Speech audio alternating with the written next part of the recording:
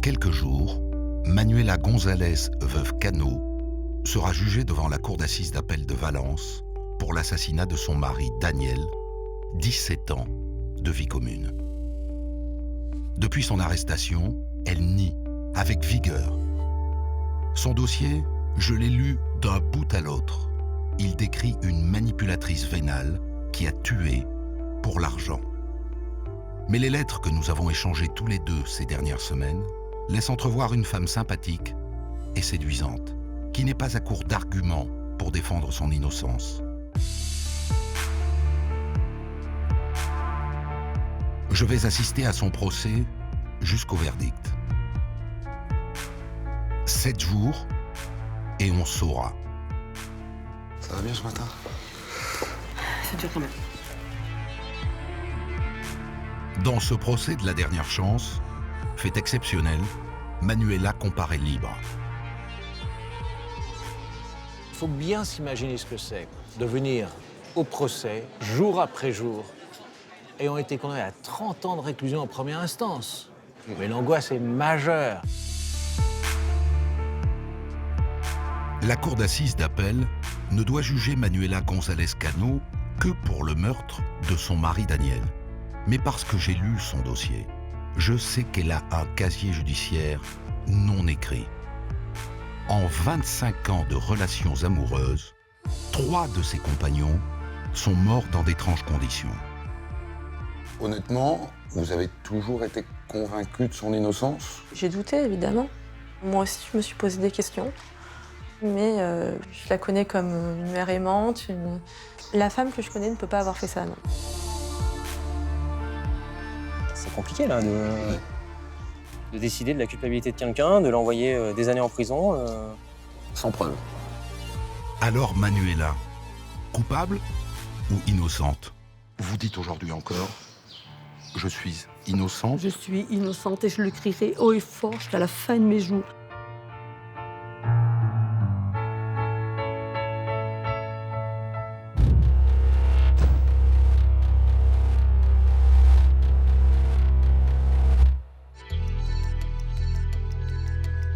Cette histoire commence le 31 octobre 2008, à Villarbonneau, une petite commune de l'Isère, à 15 km de Grenoble, en plein cœur de la vallée du Grésivaudan. Vers 7 h du matin, un promeneur découvre une voiture calcinée dans un champ de maïs. À l'intérieur, un corps, ou ce qu'il en reste. Ce matin, j'ai rendez-vous avec un gendarme, arrivé parmi les premiers sur les lieux du crime. Bonjour. Bonjour. Et merci d'avoir accepté de revenir sur les lieux des crimes. Ouais. Donc c'était où exactement d'ailleurs? Exactement, c'était juste au niveau de l'espèce de stèle. Vous emmenez la voiture au labo ou vous commencez un travail de police scientifique Non, sur place? on commence toujours sur place. Là, la première recherche a été de dire est-ce que la voiture a été brûlée ici, incendiée ici ou ailleurs. Ouais. Déjà, les traces de roues nous ont fait voir qu'il n'y avait pas eu d'autres véhicules. De plus, la végétation était brûlée autour de la voiture, donc on sait que la voiture a brûlé ici.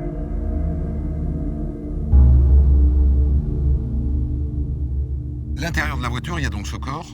Il y a un corps. Il est en quel état, ce Le corps corps est extrêmement atteint par la chaleur, puisque nous avons le crâne qui a explosé, les os du crâne qui ont explosé sous l'effet de la chaleur. La cage thoracique qui est en partie qui s'est consumée. Les bras et les jambes qui sont eux aussi très touchés, qui sont en grosse partie absents. Donc ça suggère ça que sans doute le feu est parti de l'arrière. Oui, il est parti de l'arrière. Ouais. De là où était positionné le corps. Ouais. Et ça ne partait pas du coffre dans lequel on retrouve un chien qui est en partie calciné et forcément décédé aussi. Et on cherche à identifier le propriétaire du véhicule. Pour ça, on a un début de plaque avant. On identifie ce numéro et ça confirme une Citroën Xantia qui appartient à monsieur Cano Daniel, qui habite le lotissement juste à côté, à 140 mètres. 140 mètres 140 mètres à pied d'ici. Ouais. à pied? Oui.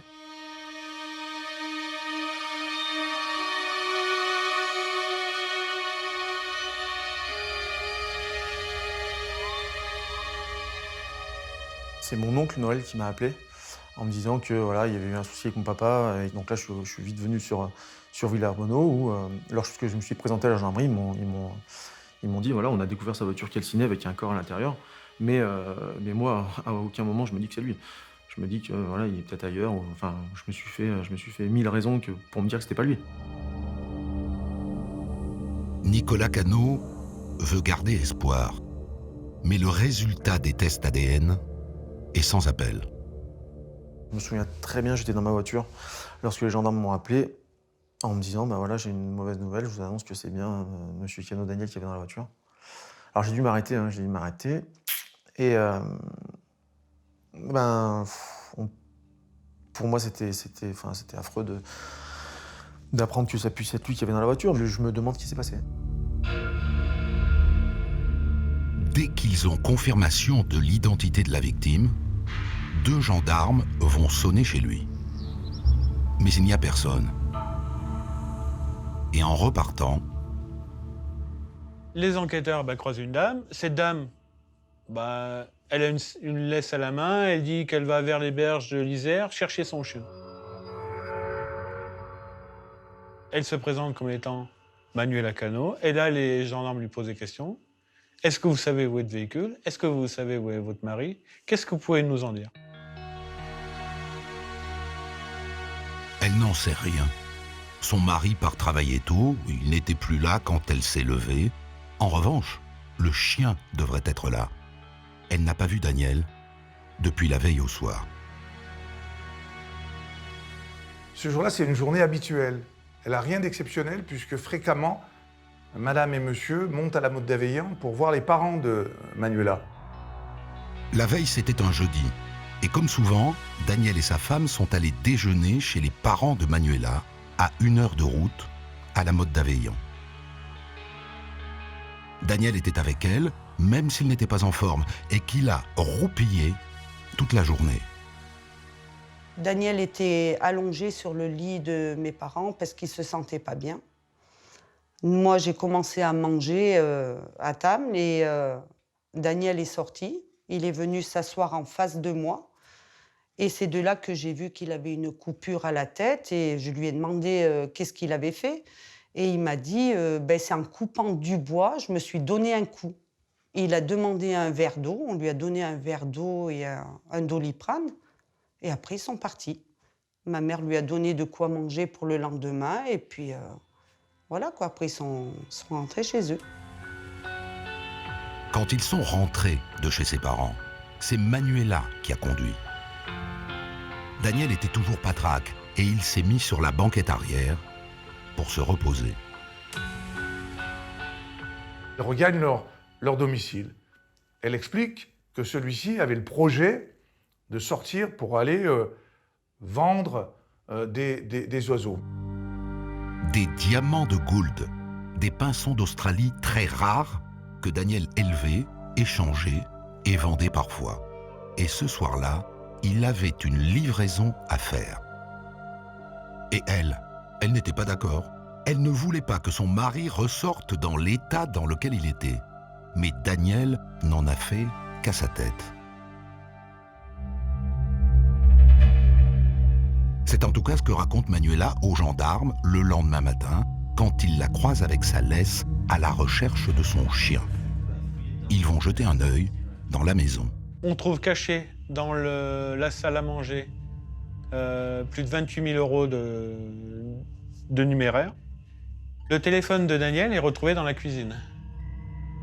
Ce téléphone, il y a eu un message, notamment un message de Manuela qui s'inquiète de ne pas l'avoir vu le matin.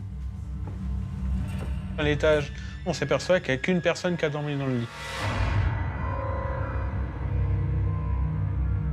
Manuela est la dernière à avoir vu son mari vivant. Et son comportement intrigue.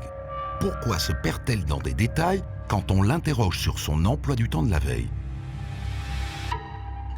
Les gendarmes décident de la placer en garde à vue. Sauf que Manuela ne le supporte pas. Elle est très mal. Elle doit être hospitalisée dans un service de psychiatrie où elle va passer 15 jours. Pendant ce temps-là, les gendarmes continuent d'enquêter. Pendant qu'elle est à l'hôpital, les gendarmes cherchent à vérifier cette histoire de livraison d'oiseaux. La dernière chose que Daniel aurait faite avant de mourir. On contacte des personnes, des gérants d'animalerie, des amis à Daniel qui collectionnent les oiseaux. Et là, tous nous disent que cette hypothèse n'est pas crédible. Daniel n'a pas pu livrer les oiseaux ce soir-là. Il ne l'aurait pas fait. Les oiseaux sont fragiles. Il les aurait tués s'il les avait emmenés ce soir-là. Je vois pas comment, quand on a passé une journée fatiguée, on va aller se promener à 10 h du soir avec des animaux qu'on ne sort jamais quand il fait froid et la nuit. Il était très respectueux des animaux, il n'aurait pas fait ça. Daniel n'aurait donc pas livré d'oiseaux la veille de sa mort. Quant à cette histoire de fatigue, ça durait depuis un petit moment. Quelques jours avant le 31 octobre 2008, on constate que M. Daniel Cano n'est plus allé travailler depuis le mardi soir. Sur ces 2 journées qui précèdent son décès, Daniel Cano n'appelle pas son employeur, Daniel Cano ne va pas voir de médecin, Daniel Cano ne répond pas aux appels téléphoniques de ses collègues. Donc cette absence effectivement injustifiée pendant les 48 heures qui précèdent son décès paraît extrêmement surprenant. Cette fatigue inexplicable intrigue tout le monde, jusqu'à ce que tombe le rapport d'autopsie. Dans le sang de Daniel Cano, il est retrouvé des molécules psychotropes, un neuroleptique et 2 hypnotiques, du tertian, du Stinox et d'Imovane. Autrement dit, un neuroleptique et 2 somnifères. On sait que ces 3 médicaments-là, ensemble, ont un effet dévastateur sur l'organisme, mais on ignore, et on ignorera toujours, quelle quantité Daniel Cano avait pu prendre. Est-ce que Daniel avait l'habitude de prendre ces médicaments? L'expert qui a étudié le dossier va m'apporter la réponse. À aucun moment, je n'ai retrouvé une prescription émanant d'un médecin pour ces 3 molécules. Les 3 molécules qui sont retrouvées dans le corps de M. Cano, eh bien, on les retrouve dans les traitements de Mme Cano. Manuela, Daniel, ce couple m'intrigue. Il est écrit dans le dossier qu'ils se connaissent depuis 1991. Au moment de la mort de Daniel, ça fait donc 17 ans de vie commune. Et d'après ce que j'ai compris, c'est l'histoire d'un coup de foudre.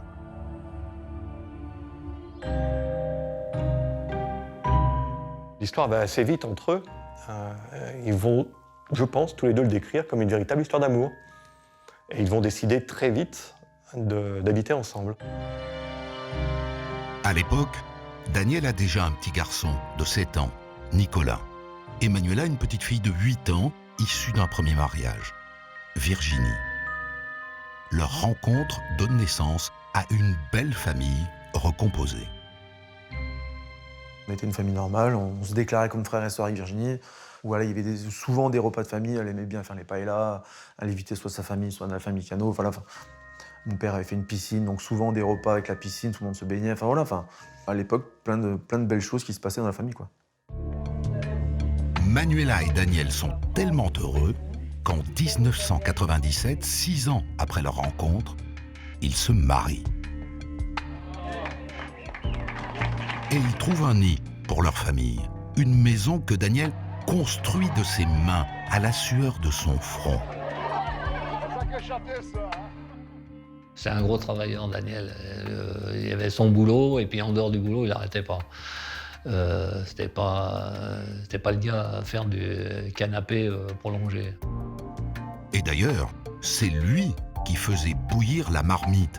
Car Manuela, qui autrefois dirigeait une auto-école, ne travaillait plus. Elle se consacrait entièrement à sa fille et à son beau-fils Nicolas.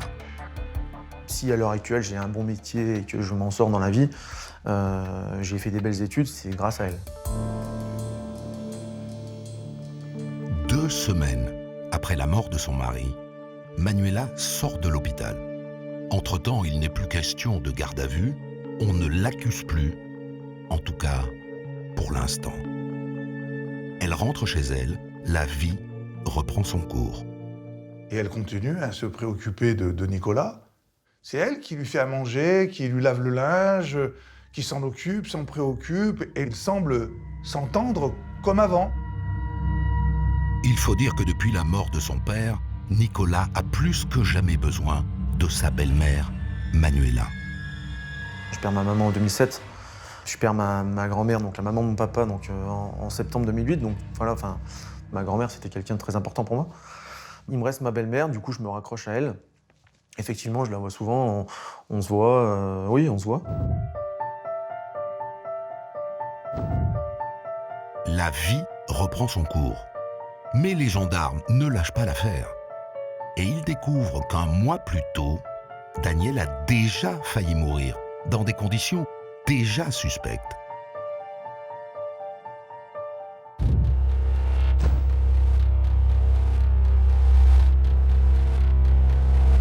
Dans la nuit ou au petit matin du 29 septembre, un incendie se déclare dans la chambre en la seule présence de Daniel Cano. Les pompiers interviennent. Et quand ils arrivent, la chambre est dévastée. Le feu a tout ravagé. Je suis allée voir ma sœur Manuela et de là, quand elle a ouvert la porte, j'ai vu que c'était tout noir. Et puis Daniel était sur le fauteuil et puis il me dit regarde ce qui s'est passé. Ce con de chien, il a fait tomber la bougie et puis je me suis brûlée aux pieds en éteignant le feu parce que c'est lui qui l'a éteint. Hein. Car Daniel était seul dans son lit quand c'est arrivé. Manuela, elle, était déjà debout. D'abord, elle explique qu'elle s'est levée à 4 h du matin pour aller préparer un sandwich pour son mari. Monsieur Cano est chaudronnier, il part effectivement tôt le matin, mais on sait grâce à son employeur et l'emploi du temps qui a été rapporté à l'enquête qu'il doit partir aux alentours de 6h30 du matin, ce qui ne justifie absolument pas qu'on se réveille à 4 h du matin pour préparer un sandwich. Compte tenu de ces éléments-là, elle a dit finalement qu'elle s'était réveillée pour aller aux toilettes. Si elle était seulement allée aux toilettes 2 ou 3 minutes, comme elle le dit, on voit mal comment un incendie accidentel aurait pu se propager en si peu de temps et de manière aussi forte dans la chambre.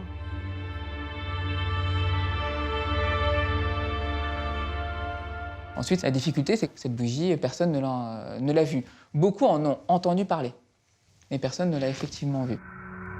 Dans le contexte, cet incendie est vraiment étrange. Cette bougie qui a mis le feu et ce qui s'est passé après. On entend les pompiers, et là, ils nous disent « La dame nous a reçus, elle paraissait assez choquée quand même, et à aucun moment, elle nous parle de son mari Daniel. » Elle va oublier, on peut tout oublier, hein, mais elle va oublier de dire que son mari est présent. Et non seulement elle va oublier de dire qu'il était présent, mais elle va oublier de dire qu'il était blessé.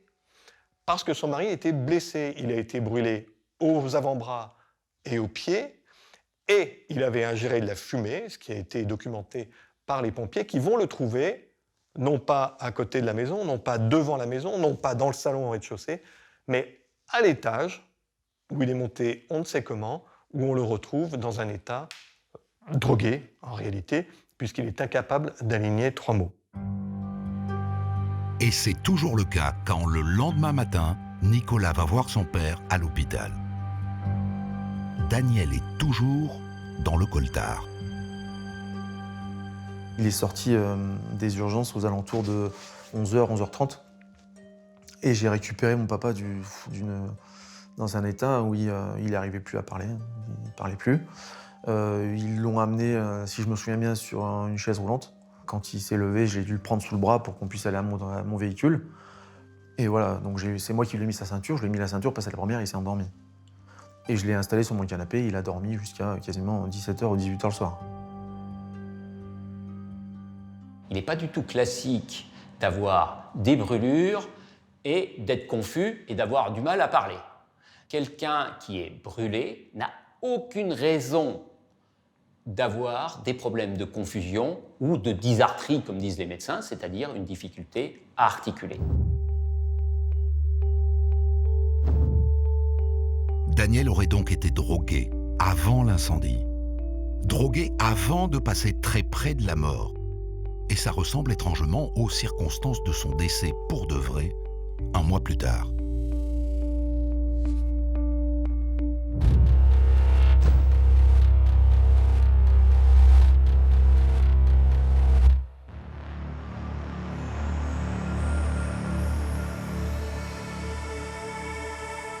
Cet événement est un incident, un accident qui ne suscite la suspicion chez personne. Personne ne pense que Mme Cano ait quelque responsabilité dans cet incendie. Ni les pompiers, ni l'agent d'assurance.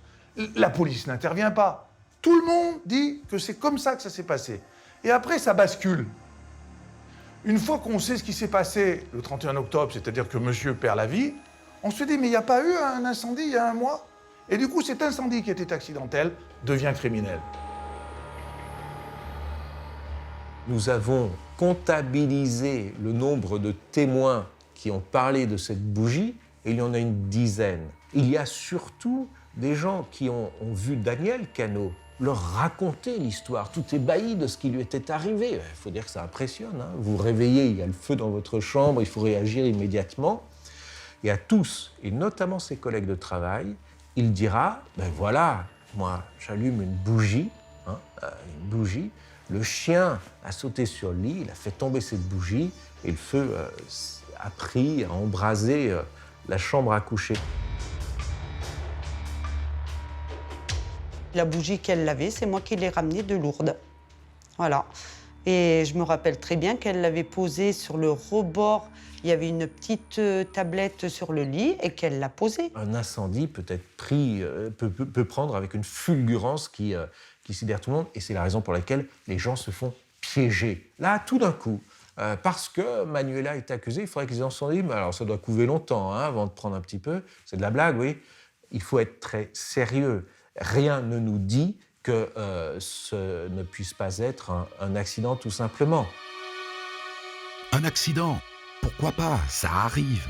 Mais dans ce cas, pourquoi Manuela ne dit-elle pas tout aux pompiers? Qui appelle les pompiers? Si ce n'est Mme Cano. Vous savez qu'au-delà de ça, on dit qu'elle n'aurait pas expliqué qu'il s'agissait d'une maison avec 2 étages. Parce que les pompiers, c'est des aveugles. Ils arrivent et ils ne voient pas qu'il y a 2 étages. D'accord. N'empêche que cette histoire de sandwich qu'elle prépare en plein milieu de la nuit, pile au moment où la chambre prend feu, peut surprendre. Elle lui a toujours préparé son casse-croûte pour la journée qui venait. Ce signe de tendresse et d'affection, il devrait se retourner comme étant un élément d'accusation au prétexte que c'était pas à 4 heures qu'elle aurait dû le préparer, mais plutôt à 5 heures, à 4h20 et 30 secondes. Et c'est de là qu'on peut tirer des conséquences d'une implication de Mme Cano sur cet incendie. Moi, je trouve ça invraisemblable. Quoi qu'il en soit, Manuela, qui était dans le collimateur des gendarmes après la mort de son mari, est maintenant soupçonnée d'avoir mis le feu à la chambre. Mais enfin, pourquoi Manuela aurait-elle voulu tuer Daniel? 17 ans après, le couple allait bien. On nous dit qu'ils étaient amoureux, comme au premier jour.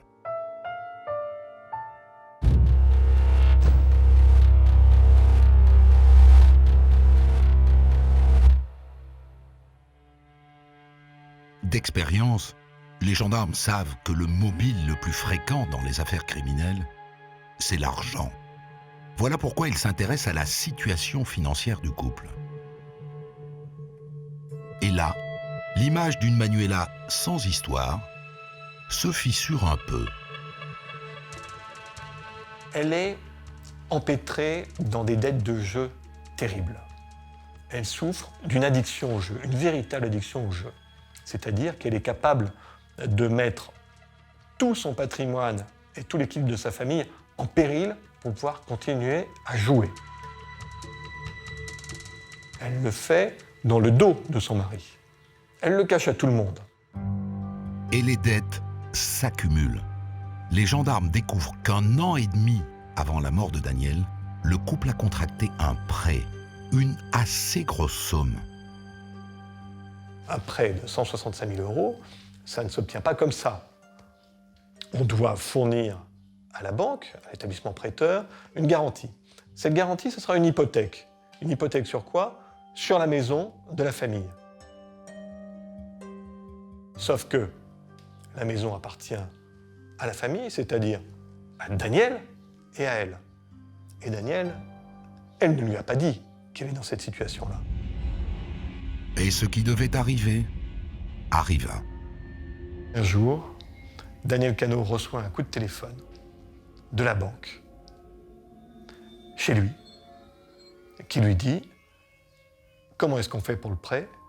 Vous ne remboursez plus. Nous allons être obligés de saisir la maison. » Je vous laisse imaginer l'explication qui a eu lieu entre Daniel Cano et Manuela González. Daniel n'était pas au courant. Manuela a hypothéqué sa maison sans lui. C'est possible, ça? Hypothéquer un bien commun à l'insu de son conjoint. Daniel n'était pas là le jour de la signature du prêt. Rien d'anormal. Il avait signé 10 jours plus tôt chez le notaire une procuration au bénéfice de sa femme. L'embrouille se situerait donc au moment de la signature de la procuration. Cette expertise en écriture va permettre de démontrer que la procuration authentique qui a été signée chez le notaire, soi-disant par Daniel Cano, n'est de façon certaine pas de la main de Daniel Cano. On ne sait pas qui l'a signée, on sait juste que ce n'est pas de la main de Daniel Cano. Mais alors qui? Qui s'est fait passer pour Daniel Cano chez le notaire? Les gendarmes entendent l'homme de loi, sauf que... Le jour de la signature de l'acte authentique, il n'aura pas vérifié l'identité, en prenant les papiers d'identité, de l'homme qui accompagne Manuela González. Les gendarmes s'intéressent à la situation financière du couple. Ils épluchent leur relevé bancaire et découvrent que peu de temps avant la mort de Daniel, il y a eu du mouvement. 15 jours avant, les comptes de placement de Daniel sont totalement vidés. Et là, les sommes qui sont prélevées dans un compte sont créditées dans les comptes de Manuela. 40 000 € passent des comptes de Daniel à ceux de Manuela. Elle en a une quinzaine.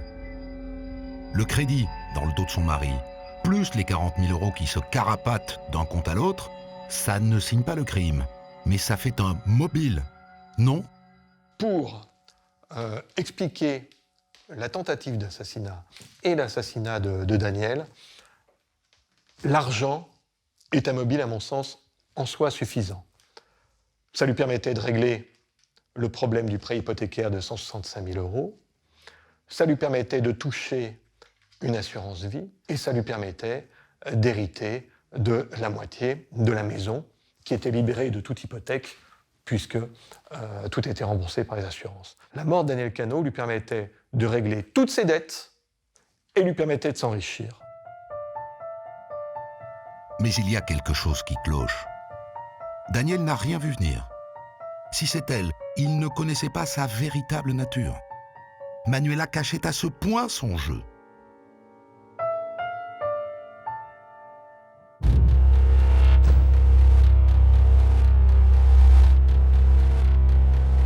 Ma sœur avait beaucoup de défauts, entre autres l'argent, le casino. Mais c'est Daniel qui lui a montré la voie du casino. En fait, ils étaient faits pour être ensemble. Ils ont vécu la même vie tous les deux. Ils savaient pertinemment qu'ils dépensaient beaucoup trop et qu'ils se retrouvaient en situation de surendettement. Il fallait forcément trouver une solution. Donc dire que Daniel Cano ait été tenu dans l'ignorance par sa femme Manuela de ce prêt, c'est juste impossible. Il savait très bien qu'il avait toutes ses dettes, évidemment. Admettons, Daniel était au courant des dettes, et même du crédit et de l'hypothèque de la maison. Mais alors, pourquoi n'a-t-il pas signé lui-même la procuration? Et qui l'a signée à sa place? Cette procuration a été authentifiée par un notaire. Or, on fait dire à ce notaire qu'en face de lui, il n'y avait pas Monsieur Cano à l'occasion de cette procuration, mais Madame Cano et X. Donc, on dit à ce notaire qu'il a fait un faux, sans le poursuivre, bien sûr. Et surtout, c'est qui ce X? Pourquoi ne s'est-on pas interrogé sur qui aurait accompagné donc Madame Cano à l'occasion de cet acte authentique? C'est vrai qu'on ne l'a pas trouvé, le monsieur X. Mais les comptes de Daniel, siphonnés par Manuela. Madame Cano n'a pas un comportement raisonnable et raisonné quant à la gestion de ses comptes. Mais il est même anarchique. Qu'on veuille brosser un portrait péjoratif de Madame Cano en raison de ses comptes qu'elle place là, oui, mais cela n'en fait pas une meurtrière pour autant. J'ai écrit à Manuela. Je voudrais la voir avant le procès, puisqu'elle est libre. Elle m'intéresse de plus en plus. Mais pour l'instant, c'est non. On verra. En attendant, ce matin, je rencontre sa fille, Virginie. Je sais qu'elles sont très proches.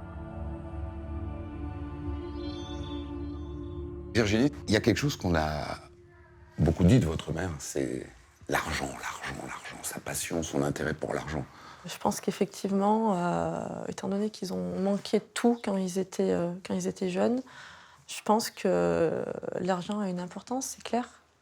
Mais je maintiens de dire que maman, elle a quand même travaillé 12 heures par jour, même le dimanche, pour en avoir. Alors, elle allait jouer, Oui. parce que je suppose qu'on en veut toujours plus, mais c'est quelqu'un qui allait travailler quand même. Elle a joué de salto. Oui, elle voulait de l'argent, elle aime l'argent, mais il n'y avait rien de luxueux chez nous. C'était toujours pour donner à moi, pour donner à Nicolas, pour donner à ses parents, pour aider mes tantes. Elle n'est pas vénale, elle est pas. Ça partait d'une bonne intention. Ce qui me frappe chez votre maman, c'est le décalage qu'il y a entre ce dont elle est accusée et la personne qu'elle est. Vous aussi, vous voyez ce décalage, je suppose. C'est ce qui me fait me dire aussi que c'est peu probable, impossible qu'elle soit comme ça, parce que moi, je ne la connais pas sous cet angle-là. Je la connais comme une mère aimante. Voilà. Honnêtement, vous avez toujours été convaincu de son innocence? Ou vous avez eu des doutes à un moment donné? J'ai douté, évidemment. Je me suis posé des questions. Je suis même allée voir un psy pour ça, parce que c'est pas évident. Évidemment que j'ai douté avec tout ce qui se passe. Ce serait pas être honnête de se dire il y a eu ça, il y a eu ça, il y a eu ça. Voilà, alors j'ai fait le choix de la croire. Et j'ai surtout fait le choix de me baser sur qui je connaissais. La femme que je connais ne peut pas avoir fait ça, non. C'est ça. Rien ne vous sépare d'elle? J'ai ce sentiment? C'est sûr. Quoi qu'il arrive? Quoi qu'il arrive, oui. Ouais. Même si elle est condamnée une deuxième fois? Bien sûr. C'est l'amour. C'est l'amour avec un grand A. C'est ma mère, donc quand on aime, on ne tourne pas le dos. Voilà. Dans les yeux de Virginie, j'ai bien compris que cette femme aimante et généreuse existe aussi.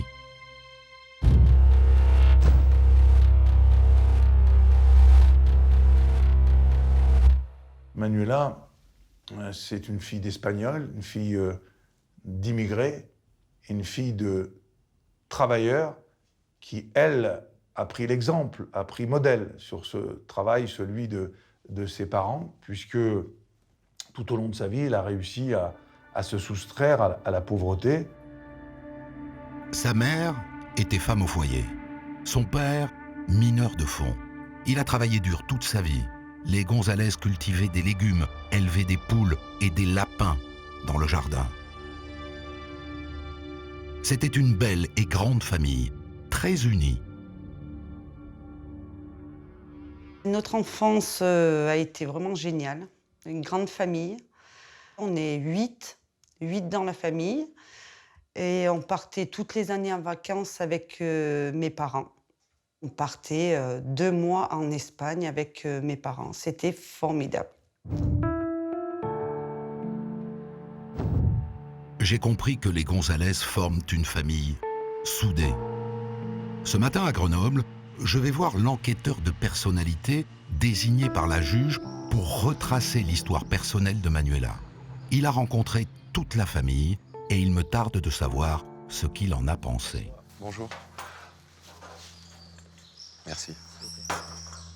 Merci. Vous, dans votre enquête de personnalité, vous avez donc vu toute la famille de Manuela Gonzalez?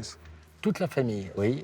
Ce qui nous a paru un petit peu, d'entrée, nous a un peu choqués, c'est que la famille a refusé d'être vue de manière séparée. C'est-à-dire que vous avez tout le monde devant vous? Tout le monde devant nous. Le père, la mère, les frères et sœurs? L'ensemble de la fratrie. Comme un clan, quoi. On a senti un clan. Et on a ce qui nous a frappé, c'est cette chape de plomb, qui est quelque chose qu'on sentait qui était pesant dans nos entretiens. Comme un contrôle mutuel des uns et des autres, en fait? Tout le monde s'auto-contrôlait. On a eu aussi le sentiment, dans cette enquête, que Manuela Gonzalez tenait aussi la famille.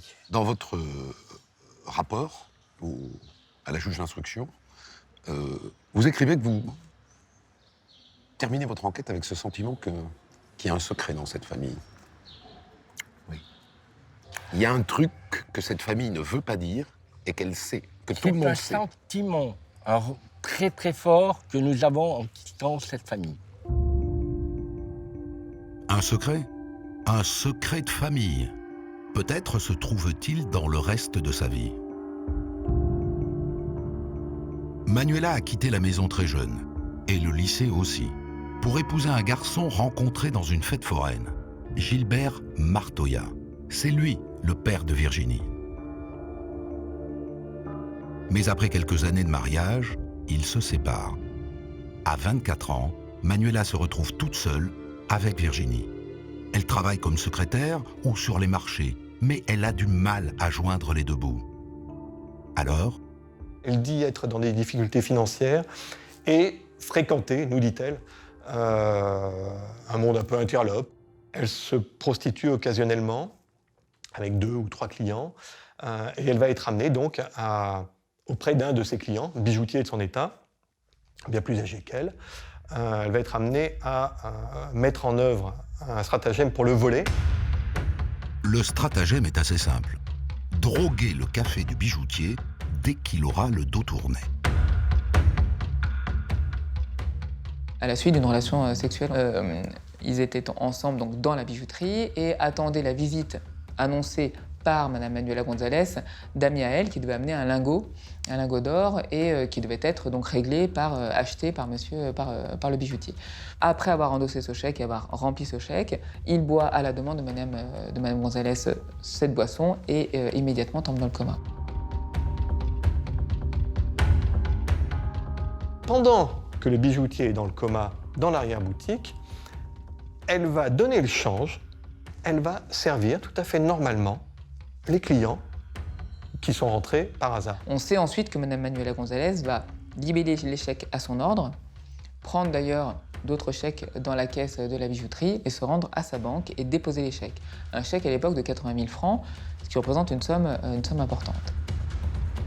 Sauf que le bijoutier se réveille et porte plainte contre Manuela, qui est renvoyée devant un tribunal.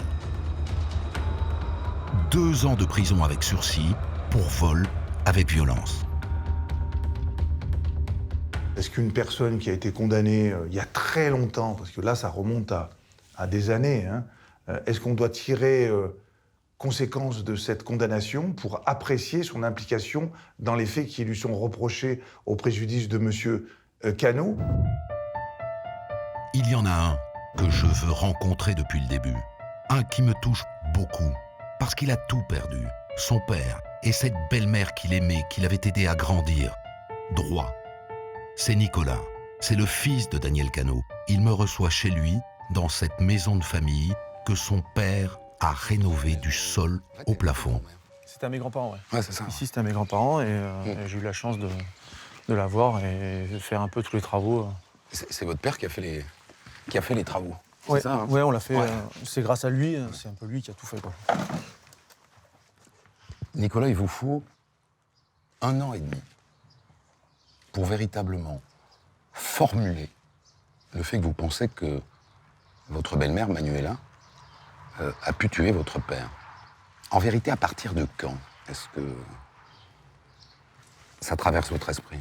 Ben, il y a un premier élément qui est quand même important, c'est que lorsque voilà, on apprend que c'était réellement mon papa qui avait dans la voiture après des tests ADN, voilà, elle me dit écoute, Virginie, toi et moi, on est partie civile avec un avocat. Donc, dès que j'aurai des avancées du dossier, je te donnerai tous les éléments. Donc, effectivement, souvent, je lui posais des questions sur les éléments qu'il y avait dans le dossier, tout ce qui avait pu faire par les gendarmes. Et elle me disait à chaque fois non, il n'y a rien. Bon, j'en parle à mon oncle, et mon oncle me dit écoute, tu écris un courrier à la juge d'instruction de l'époque, et tu lui dis que tu es partie civile avec tel avocat et que tu vas avoir des éléments du dossier. Donc, chose que je fais, j'écris un courrier à la juge de l'époque et elle me répond en me disant que je ne suis pas du tout partie civile et qu'il n'y a que Mme Gonzalez qui est stipulée dans les documents et qu'il y a qu'elle qui est partie civile. C'est un élément. Et après ça, il y a des choses qui sont revenues à mon esprit suite à l'incendie qu'il y a eu dans la chambre. J'avais été témoin d'une engueulade entre mon père et Manuela où il lui disait texto écoute, prends-moi pas pour un con, il n'y a jamais eu de bougie. Donc voilà, c'était un premier élément.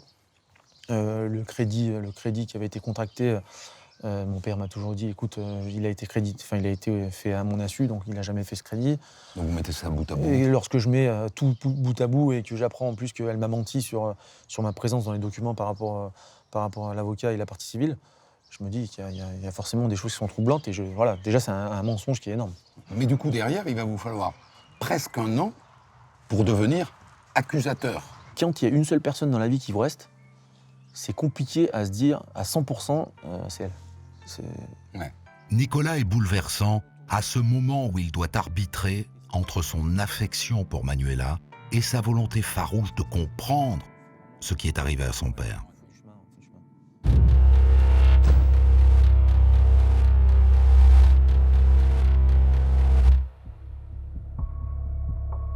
Dans les mois qui suivent la mort de son père, Nicolas a des doutes sur l'attitude de sa belle-mère.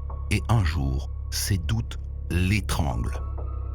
C'est décidé, il va prendre un avocat, son avocat. Et forcément, ça finit par arriver aux oreilles de Manuela. Et elle lui dit qu'est-ce que tu es allé raconter? Qu'est-ce que tu as raconté au notaire? Qu'est-ce que tu racontes aux avocats? Qu'est-ce que tu racontes à droite et à gauche?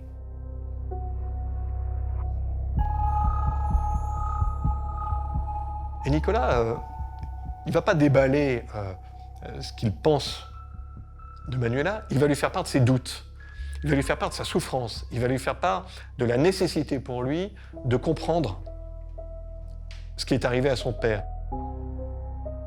La nécessité vitale pour lui de comprendre qui a tué son père et pourquoi. Et il lui dit avec ses mots, il lui dit « J'ai besoin de savoir, je soupçonne tout le monde, j'ai tout perdu en perdant mon père ».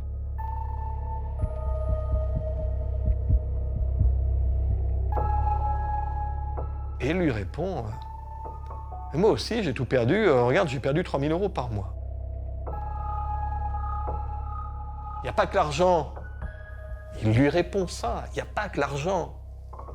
Il n'y a pas que l'argent, bien sûr. Lui, ce qu'il veut, c'est savoir.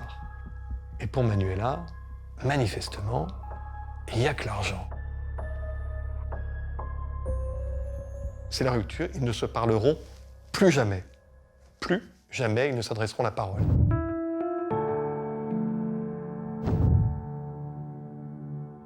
Quand je pense que je vais les retrouver tous, dans quelques jours, au procès, Manuela et le clan Gonzalez d'un côté, Nicolas et les siens de l'autre. En attendant, il me reste à en apprendre sur Manuela. C'est quelqu'un qui maîtrise vraiment bien ses émotions. Quelqu'un aussi qui fait en sorte de se montrer sous un jour favorable.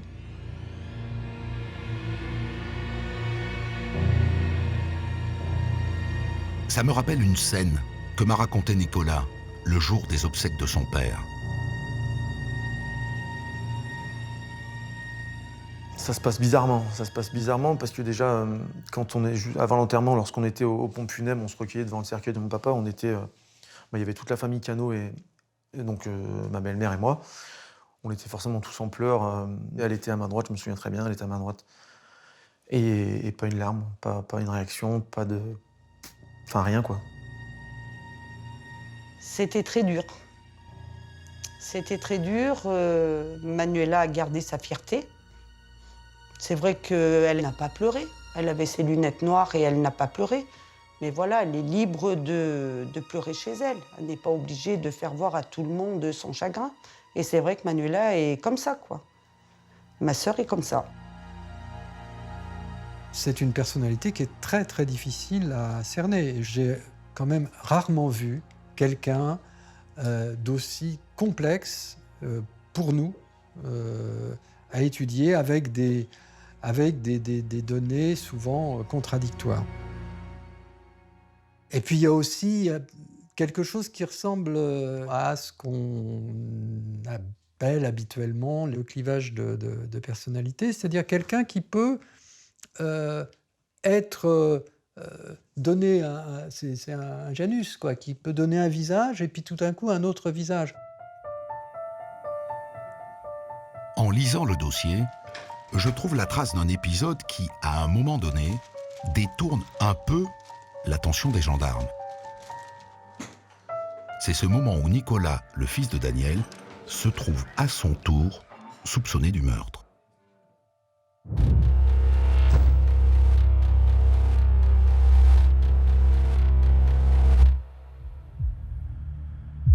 Ça ne dure pas longtemps, mais c'est rude. Lors de l'enquête, on s'est intéressé bien évidemment à Nicolas. C'est le fils de la victime. Il est un bénéficiaire suite au décès de son père. Également, il est apparu que ses relations avec son père étaient parfois conflictuelles. Ils étaient tendus, ces rapports. Il y avait eu des relations conflictuelles. Il y avait eu des mots violents, des mots grossiers, des mots vulgaires. Il avait un caractère trempé, monsieur Cano, père. Et il n'acceptait pas de s'en laisser compter. Avec Nicolas, ça passait pas trop. Il faisait un peu n'importe quoi quand il était jeune. Et Daniel n'appréciait pas, quoi. Moi, je l'ai vu l'insulter, je l'ai entendu l'insulter, puis lui donner un coup de pied au derrière. Il n'était pas tendre avec son fils, ouais. Un coup de pied au derrière. Mais est-ce que ça fait une raison de tuer, ça? Sauf qu'à un moment donné, les gendarmes reçoivent une lettre anonyme.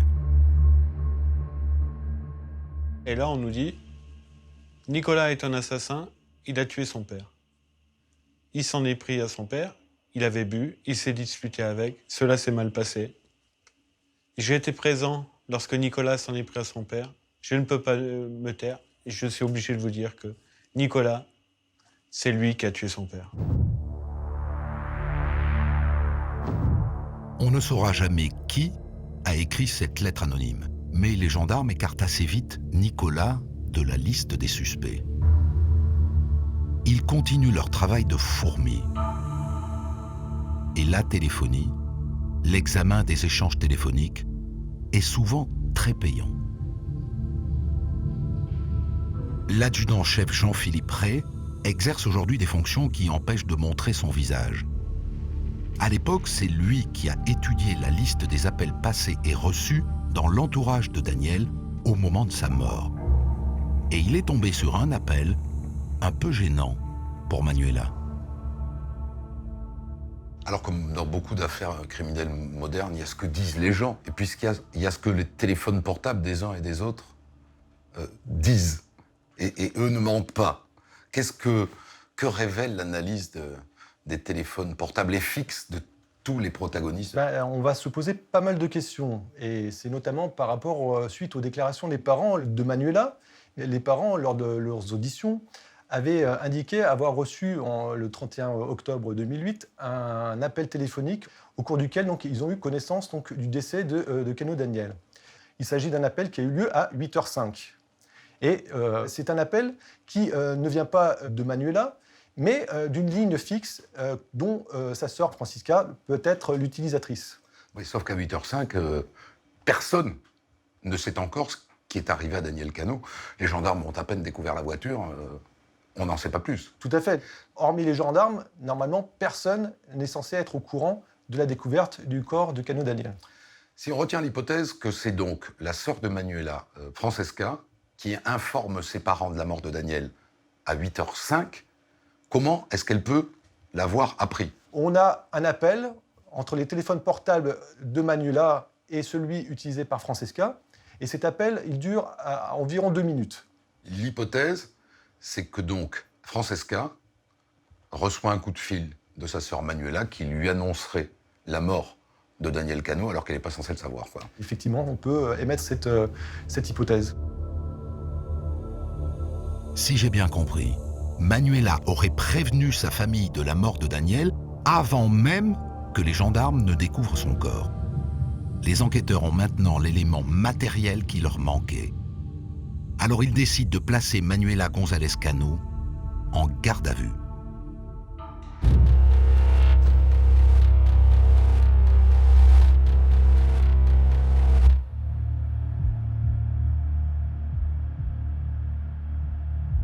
On se dit, le seul moyen de la voir, c'est l'interpellation à son domicile.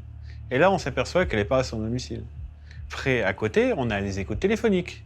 On sait ce qu'elle fait de ses journées, on sait où elle va, on sait ce qu'elle fait, etc. Et là, puisqu'on ne la trouve pas, on lui demande de venir. À 13h30, nous la contactons et nous lui demandons de se présenter dans les locaux de la section de recherche de Grenoble. Elle nous dit qu'elle est chez ses parents à 1 heure de route de Grenoble et qu'elle va se présenter. Donc on attend, 14h30, elle n'est toujours pas là. 14h50, nous décidons de la rappeler. Et elle nous indique que finalement, elle ne viendra pas sur conseil de son avocat et qu'elle va vaquer à ses occupations.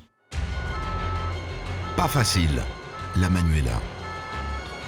Mais grâce aux écoutes, les gendarmes savent qu'elle a rendez-vous chez le docteur. C'est donc là qu'ils vont l'accueillir.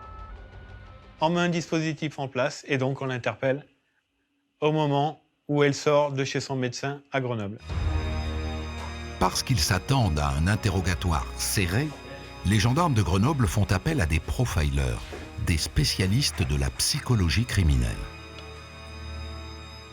Le tempérament et le personnage de Mme González ont un caractère dominant, manipulateur, trompeur. On se doutait bien que ça allait être très difficile. Donc on a essayé de jouer sur la psychologie.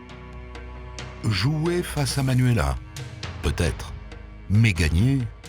Elle n'aura de cesse de dire qu'elle n'a rien à voir dans le décès de son mari. Certes, elle reconnaîtra, la seule chose qu'elle reconnaîtra, c'est des manipulations financières. Mais de là à des aveux, non. Elle nie, mais la juge et les gendarmes ne la croient pas, puisqu'à la fin de sa garde à vue, ils la mettent en examen pour assassinat et tentative d'assassinat, ça c'est l'incendie, et l'envoient en prison. Sauf que Manuela, même derrière les barreaux, ne compte pas payer pour un crime qu'elle n'a pas commis. Elle charge ses avocats de reprendre un à un les éléments du dossier et de les démonter, à commencer par la thèse de l'empoisonnement.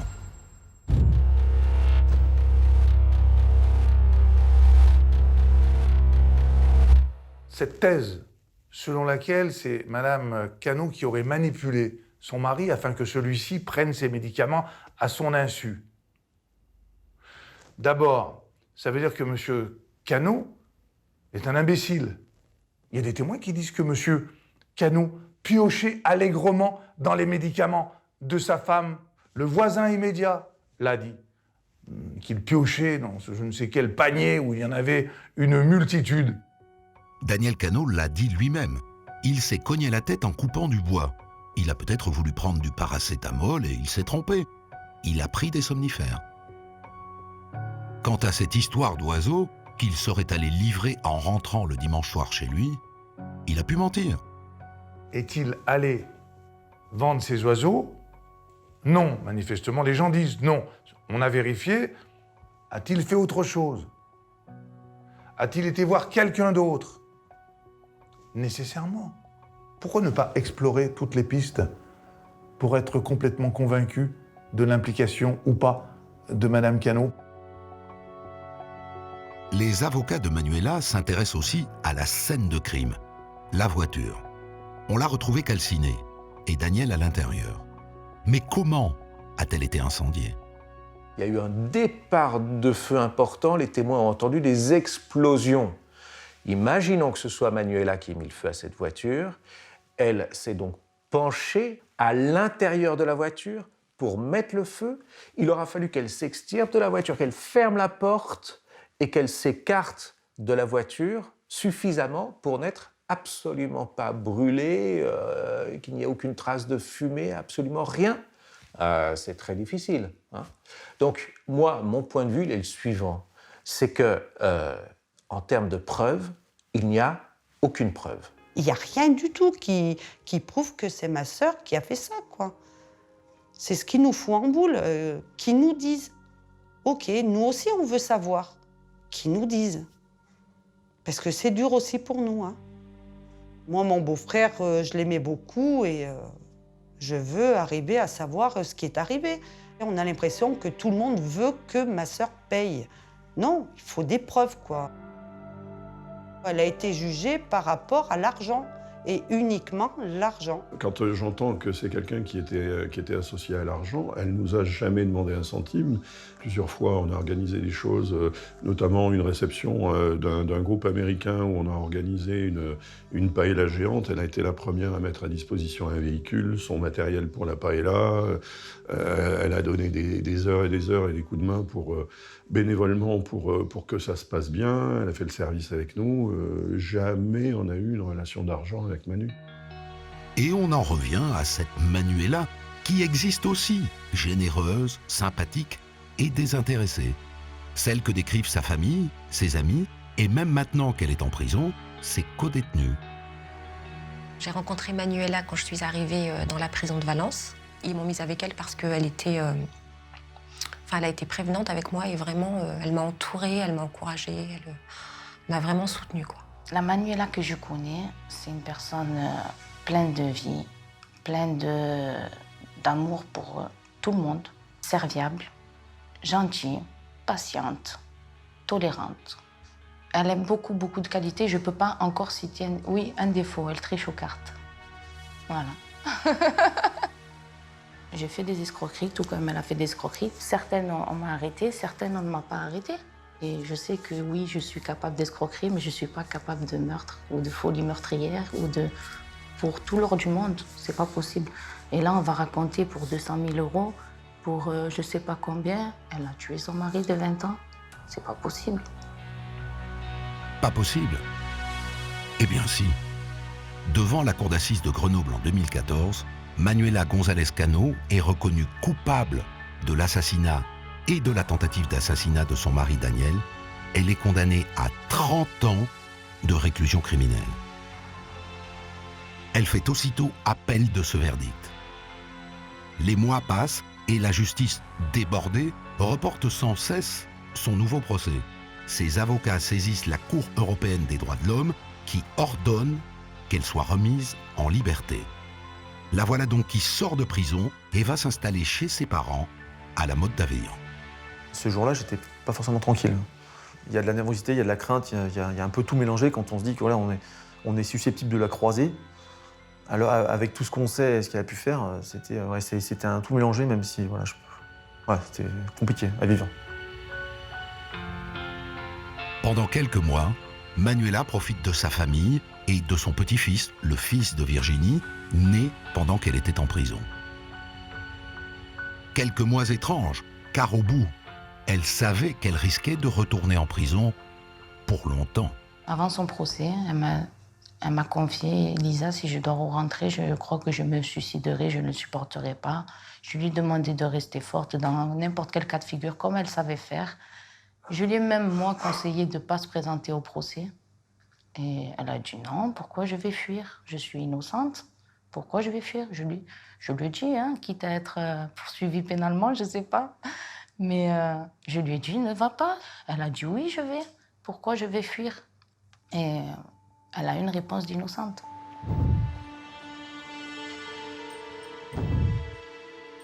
Dans quelques jours, Manuela aura enfin droit à son procès en appel, à Valence, devant la cour d'assises de la Drôme.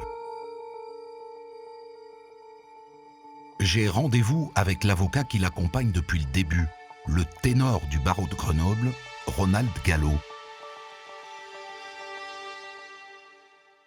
Dans quel état d'esprit elle est là? Elle a la trouille? Elle est inquiète et cela est légitime et même, je dirais, conseillé. C'est une épreuve, la cour d'assises, c'est une épreuve physique, une épreuve psychologique. Elle est concentrée, mais à l'aise. Alors qu'à l'occasion de la première instance, là, elle était figée. Elle n'a pas été bonne au Figée, premier procès? cachée derrière ses cheveux, craintive, apeurée par la foule, donc pas à la hauteur de la tâche, parce que malheureusement, vous venez de le dire, il faut être bon. C'est quand même extraordinaire. Un accusé, en plus de dire la vérité, il faut qu'il soit bon, comme s'il s'agissait d'une prestation. Mais l'accusé, ce qu'on lui demande, c'est pas d'être bon, c'est d'être sincère, authentique. C'est mieux qu'elle soit libre, pour vous? Alors, c'est mieux parce qu'elle va répondre ainsi à une affirmation suspicieuse. Pendant des années où j'ai demandé sa liberté, on m'a répondu « elle ne viendra pas ». Compte tenu de la peine à laquelle elle est exposée, elle va fuir, c'est sûr. Pendant des années, c'est la réponse qu'on m'a faite. Là, elle a été libérée et elle sera là lundi. Vous êtes sûr? Moi, j'en suis sûr. Le suicide, il n'y a pas de risque? Donc, je ne crois pas. Non, non, c'est une combattante, Madame Cano. Dans le camp d'en face, celui de Nicolas, une ribambelle de tatis et de tontons dont la vie a été bouleversée par la mort de Daniel. Ils sont tous partie civile. J'avais envie de les voir avant le procès, où je sais que je vais les croiser tous les jours. Je les rencontre à un moment particulier. Le procès démarre dans 3 jours. Bonjour, bonjour. Comment allez-vous? Ça va bien. Bonjour, maître. Comment allez-vous? Bonjour, monsieur. Bonjour. Ça va? Nicolas? C'est quoi? C'est le dernier rendez-vous? Avant... C'est le dernier rendez-vous. Avant procès? Absolument. Bon. Comment est-ce que vous vous sentez? Très mal. Très mal. Pourtant, c'est pas le premier procès. C'est bien, justement. C'est le procès de trop? Oui. On a peur du verdict. Vous avez peur de quoi? D'un acquittement? Ouais, j'espère pas. Hein. Vous croyez que c'est possible? Tout est toujours possible. Là, elle va comparaître libre. Ce qui n'était pas, le cas au premier procès. Ça aussi, ça nous... C'est de la voir arriver tous les matins. Pimpante. Pimpante. Ça vous allait? 30 ans de réclusion criminelle? Très bien. Si on peut avoir plus, ce sera encore mieux. Perpétuité. Ah oui. Moi, je ne me prononce pas là-dessus, mais ce que je peux vous dire, c'est que 30 ans, c'était normal. Est-ce que, quand le verdict sera prononcé, vous pourrez tourner la page? On ne peut pas tourner la page. Jamais de la vie. Pour moi, puis comme pour notre famille. C'est trop dur, vous voyez, je vous jure. Ça fait 2 mois ou 3 mois que je dors pas, moi. Je sais pas si vous vous rendez compte ce que c'est. À faire des cauchemars. On est tous pareils. Je fais des cauchemars. Mais des cauchemars affreux. Et vous savez, c'est horrible. C'est horrible. Faire une chose pareille, je crois que j'ai jamais vu une personne faire des choses comme ça, mais il faut être vraiment... Je ne sais pas, il faut pas être... On n'est pas humain.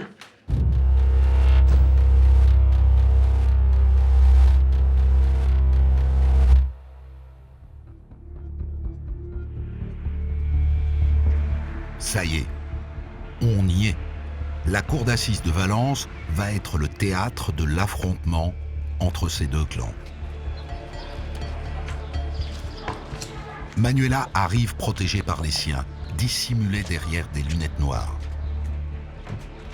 J'ai failli ne pas la reconnaître. Sacrée surprise. Manuela n'est plus brune, elle est blonde. Une bonne idée pour changer son image.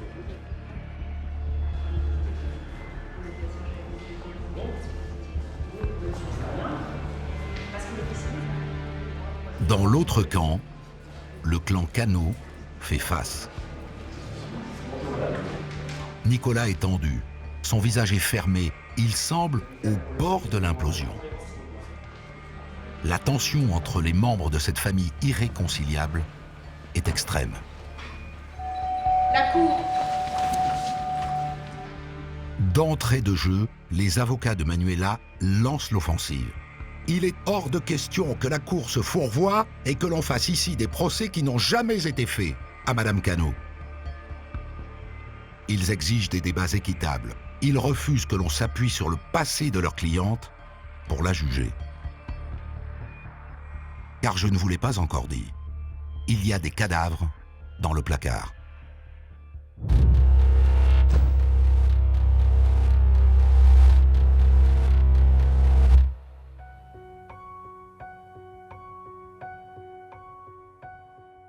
Manuela González était une femme qui avait beaucoup de charme,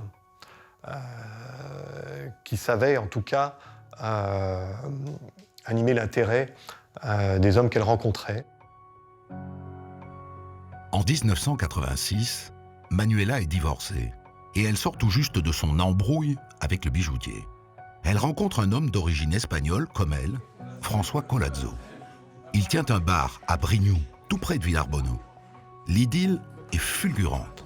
Manuela et François travaillent ensemble et ils s'installent dans l'appartement juste au-dessus du café.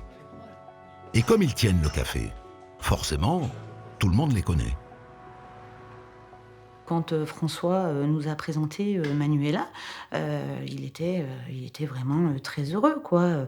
C'était quelqu'un qui revivait avec Manuela, hein, qui partageait sa joie de vivre. Voilà, quelqu'un de très agréable et on sentait qu'il avait plaisir de nous faire partager son amour.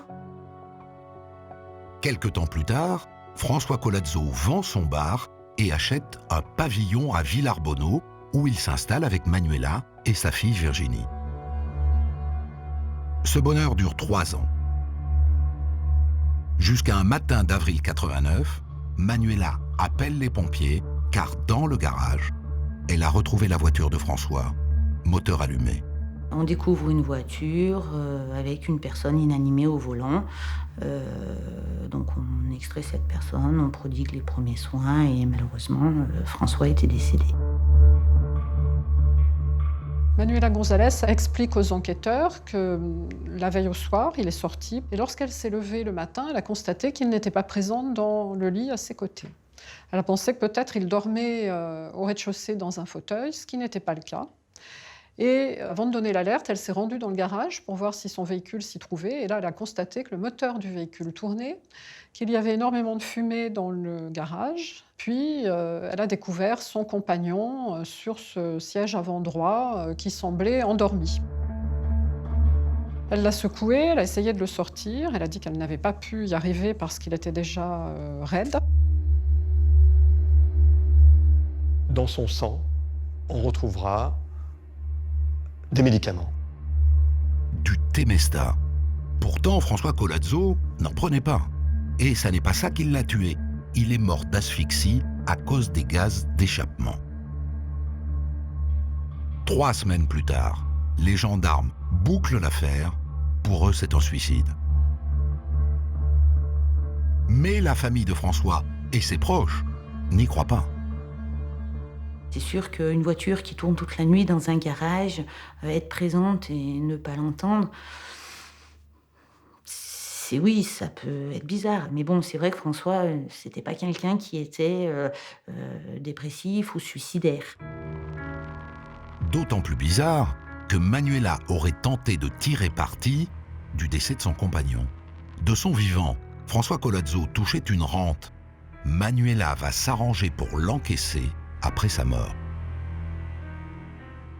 pendant des mois après la mort de François Collazo, Manuela González va écrire à la CPAM en disant « Je m'appelle François Collazo et je suis toujours en vie ». Elle va envoyer ce qu'on appelle des preuves de vie, puis elle va devenir un peu trop gourmande. Manuela González, plusieurs mois après la mort de François Collazo, va écrire à nouveau à la Caisse primaire d'assurance maladie, va dire à nouveau « Je suis François Collazo », donc faire encore des faux, et va venir réclamer le rachat de la rente en disant « Je vais m'installer en Espagne, vous n'entendrez plus parler de moi, donc je veux ma rente ». Ça mettra la puce à l'oreille de la Caisse d'assurance maladie, qui va se renseigner, qui va apprendre que François Collazo est mort depuis plusieurs mois. La Caisse d'assurance maladie porte plainte, mais il n'y aura jamais de suite. Et Manuela se retrouve de nouveau seule, avec Virginie. Elle monte une auto-école et refait sa vie avec un fonctionnaire de 38 ans, Thierry Le Chevalier. Il est fou d'elle. Il vient de divorcer. Il s'installe chez Manuela. Mais là encore, 2 ans plus tard, Le Chevalier va mourir dans des circonstances très étranges. Il est retrouvé au fond d'un cagibi de leur appartement commun, couché à plat ventre sur des matelas, alors que le feu a pris dans ce cagibi. Quand on est arrivé avec un gendre, on enlevait un peu les journaux, tout ça, pour éviter que ça brûle, quoi. Et c'est là que c'est mon gendre qui l'a découvert, quoi, qu'il a découvert qu'il y avait quelqu'un dessous. Et moi, je me suis pas attardé parce que j'ai dit c'est un peu bizarre, donc on a appelé la gendarmerie. une enquête est ouverte et on réalise une autopsie. Les examens sanguins démontrent qu'il n'avait pas bu, qu'il n'avait pas pris de produits stupéfiants, qu'il n'avait pas pris de produits antidépresseurs, mais révèlent l'existence de Temesta, avec un taux extrêmement important, puisqu'on retrouve 214 nanogrammes. Le maximum dans les traitements thérapeutiques, c'est 50 nanogrammes. La dose est énorme. Cette fois-ci, Manuela est placée en garde à vue. Elle s'explique. Ça n'allait plus avec Thierry. Elle lui a demandé de partir. Elle venait de rencontrer un autre homme dont elle était tombée follement amoureuse. Daniel Cano. Mais Thierry s'accrochait. Le jour de sa mort, il l'a supplié de rester avec lui. Mais elle est allée rejoindre Daniel. Thierry n'a pas dû le supporter. Il s'est suicidé.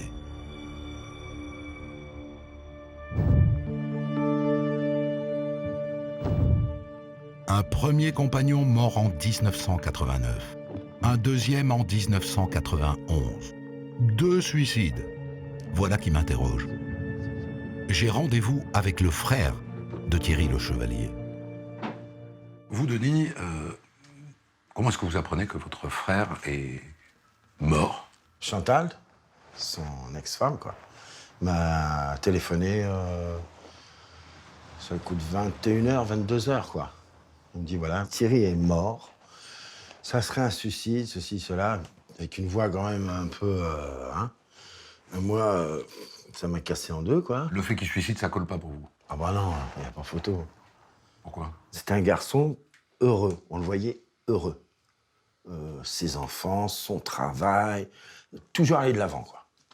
Et il s'occupait toujours de ses enfants dès qu'il pouvait. Au grand désespoir de Manuela.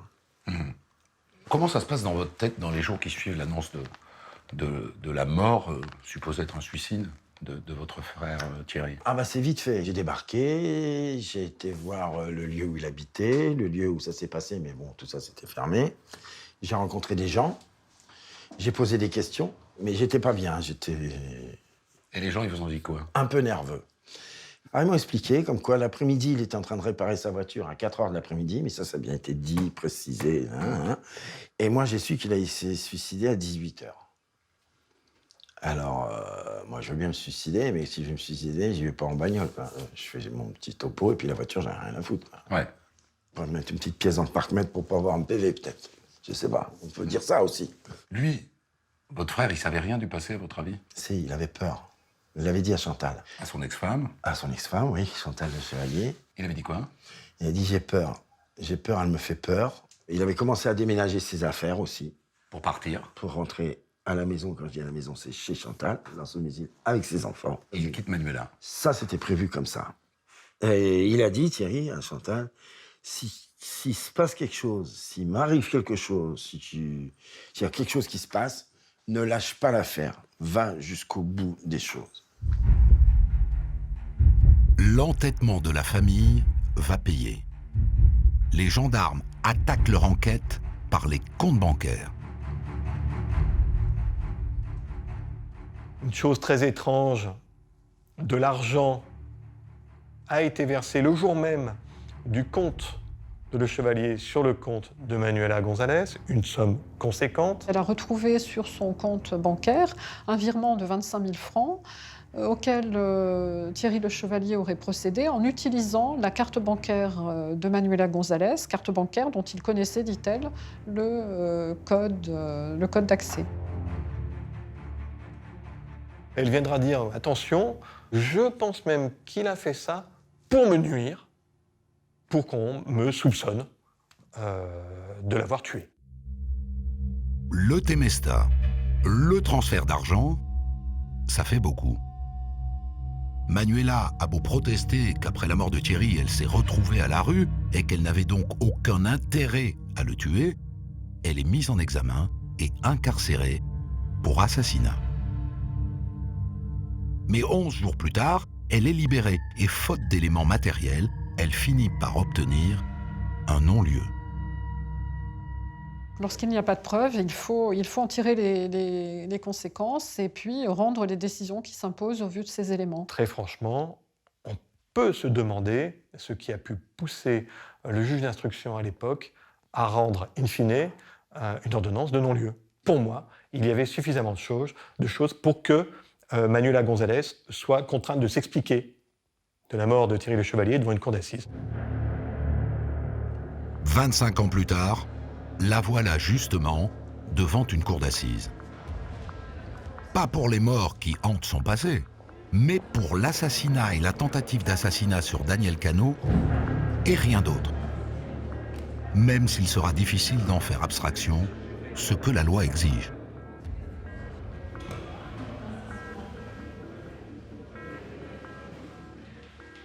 J'ai un peu l'impression, Ronald, qu'on est rentré dans le cœur du sujet dès le début, c'est-à-dire, en gros, elle n'est jugée que pour la tentative de meurtre et le meurtre de Daniel Cano, Voilà. et pour rien d'autre, quoi. C'est ce sur quoi on souhaitait insister dès le début pour éviter les dérapages.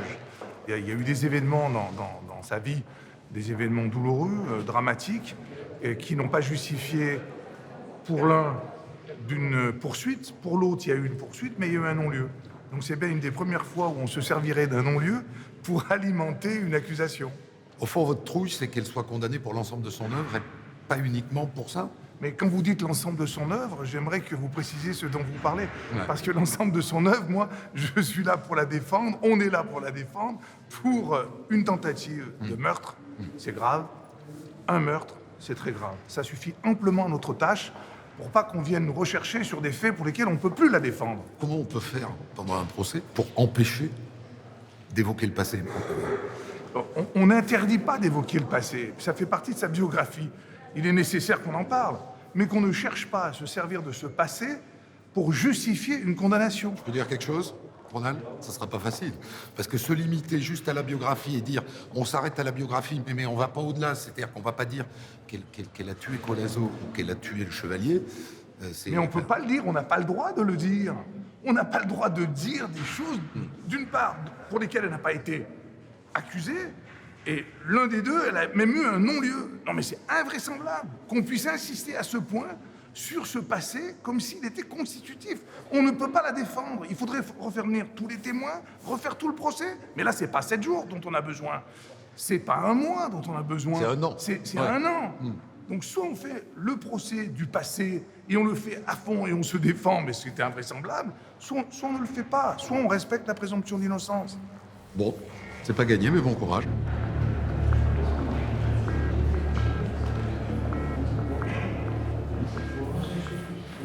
Bon, c'est pas facile à gérer cette histoire de passé de Manuela González, parce que en droit, ils n'ont pas tort, les avocats de la défense. Elle n'a pas été condamnée pour les morts précédentes. On ne peut pas venir lui dire aujourd'hui vous avez un mort, mais il y en a 2 autres avant. On ne peut pas venir lui dire, d'ailleurs on ne lui dit pas. C'est eux qui parlent sans arrêt. C'est eux qui parlent sans arrêt du passé en disant mais on n'aurait pas un procès équitable, disent-ils. Mais c'est fou. Ça veut dire que l'avocat de partie civile que vous êtes s'interdit pendant ce procès de dire par exemple tiens, Daniel Cano avait pris des somnifères comme Collazo, comme le Chevalier. Alors non seulement je ne m'interdis rien. Donc vous ne l'interdisez pas, donc ils ont un peu raison de s'inquiéter là-dessus. Je ne me l'interdis pas, mais ils ont raison de s'inquiéter là-dessus. Ils ont de bonnes raisons de s'inquiéter là-dessus, parce que tout le monde a le droit de s'interroger sur le passé de Manuela Cano. Bien. Bon, on va essayer de voir comment chacun tient sa ligne. Pour les avocats de Manuela, la meilleure défense reste l'attaque.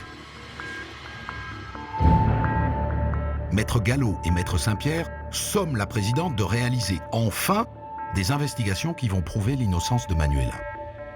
Une piste sérieuse qui, selon eux, n'a jamais été explorée.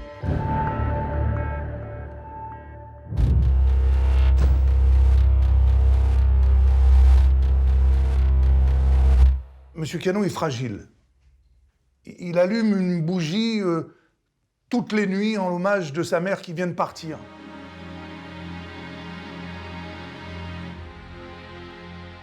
Lorsque sa mère décède fin août 2008, Daniel Cano vit très mal ce décès. Lors des obsèques de sa mère, Daniel a rédigé un mot, l'a placé dans la robe de sa mère, dans le cercueil, et il avait écrit « Maman, bientôt, je te rejoindrai ». Et voilà ce mot qui, quand même, prend une signification plus prémonitoire lorsque on sait que 3 mois plus tard, Daniel meurt et l'on devait se poser la question de son suicide. On ne peut pas dire qu'il s'agit là d'une lettre habituelle. La rejoindre prochainement, cela témoigne, au contraire, me semble-t-il, de l'aspect dépressif que connaît M. Cano à ce moment-là. Et je dis que, vrai ou faux, il faut vérifier. La défense a plusieurs fois demandé l'exhumation du cercueil pendant l'enquête. On la lui a toujours refusée. On ne va pas voir dans le cercueil. Yves Montand, quand on lui prête un enfant, on fait plus que déterrer, hein. On fait une expertise ADN. Là, il suffit d'aller prendre un bout de papier et de vérifier. On ne le fait pas. Alors, en plein procès, les avocats exigent qu'on le fasse maintenant. Et Manuela d'insister. Je suis désolé pour la famille, mais moi, ma vie est en jeu. Vous demandez aujourd'hui concrètement qu'on aille ouvrir le cercueil de la mère de Daniel Cano pour vérifier s'il y a bien une lettre dans la poche de la veste de cette femme. Voilà. Et vous pensez qu'on va vous l'accorder ? Je pense qu'il est indispensable qu'ils accordent cette demande, parce que ne pas le faire, c'est prendre un risque par rapport au doute. Le fait, on va dire, Madame Cano, vous êtes coupable. Comment peut-on le dire alors qu'il y aura une hypothèse qui n'a pas fait l'objet de la moindre vérification ? C'est dangereux pour la vérité. Et vous comprenez évidemment que pour la famille Cano, qui en a déjà lourd sur la patate, accepter aujourd'hui l'exhumation de la grand-mère en plein procès pour aller chercher une lettre qui possiblement d'ailleurs s'est délitée avec le temps et la putréfaction du corps est terrible, non ? Pourquoi ce serait douloureux ? Pourquoi ? Pourquoi vous admettez l'idée que le fait d'ouvrir un cercueil est douloureux pour la famille ? On vous la scène, on vous le dit, et vous dites que c'est douloureux ? Qu'est-ce qui est douloureux ? Prendre un risque avec la vérité, condamner quelqu'un qui n'a rien fait, ou ouvrir un cercueil pour vérifier s'il y a une lettre ? Qu'est-ce qui est le plus douloureux ? Et pour les uns et pour les autres ? Moi, je pense que ce qui est le plus douloureux, c'est de ne pas faire quelque chose qui a été demandé depuis des années et qui justifie qu'enfin ça soit fait, parce que là, nous sommes en appel. J'ai l'impression que la présidente a pris cette demande très au sérieux. Elle ordonne aux gendarmes de repérer la tombe et de se tenir prêts, le temps qu'elle prenne sa décision. Manuela a marqué des points.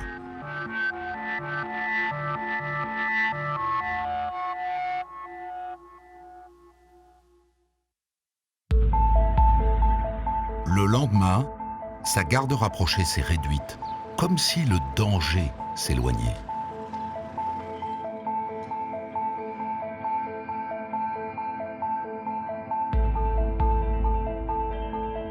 L'accusée semble moins crispée que la veille. Elle est plus souriante. La voilà donc, la Manuela pimpante dont tout le monde m'a parlé.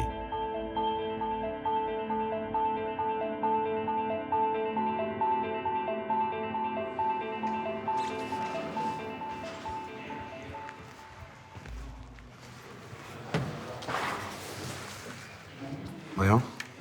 Moi, je la trouve plutôt jolie. Est-ce que c'est ton avis? Ouais, moi je trouve que c'est une très belle femme. En fait, je trouve qu'elle est très belle Enfin, c'est quelqu'un qui est très belle en restant silencieuse. Et quand elle parle? Non, mais elle se tait bien. Elle se tait bien. Oui, parce qu'on peut juste la contempler. Je suis assez d'accord. Mais en fait, pour moi, celle-là, là, Ouais. c'est celle qui lui ressemble le plus. Elle a ce visage. Oui. Elle a un truc. J'arrive pas à définir ce truc. C'est pas une histoire d'attirance physique. Elle est magnétique. Tant qu'on l'a pas vue, on comprend pas la puissance qu'elle a sur les hommes, probablement. Ouais. Mais il y a un truc dans sa voix, je trouve, Ah. de très autoritaire quand elle parle. Ouais. Ouais, Quelque c'est chose vrai. de dur et comme si elle donnait un ordre à chaque fois qu'elle parlait. Ça se discute pas, quoi. Ce que dit Manuela. C'est peut-être ça que les hommes aiment. Chez les femmes. Ouais, c'est une hypothèse. Bon, à tout à l'heure.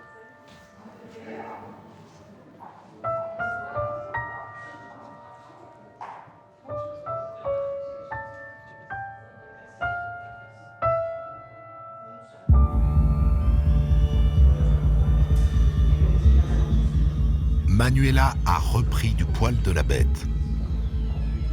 Mais ça ne va pas durer.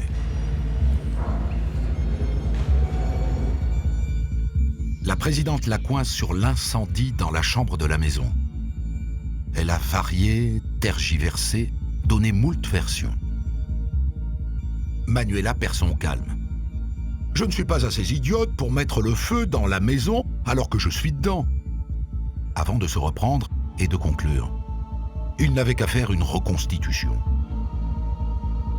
Dans la foulée, un nouveau témoin vient à la barre. C'est un enquêteur en assurance qui, plusieurs fois, a croisé son chemin.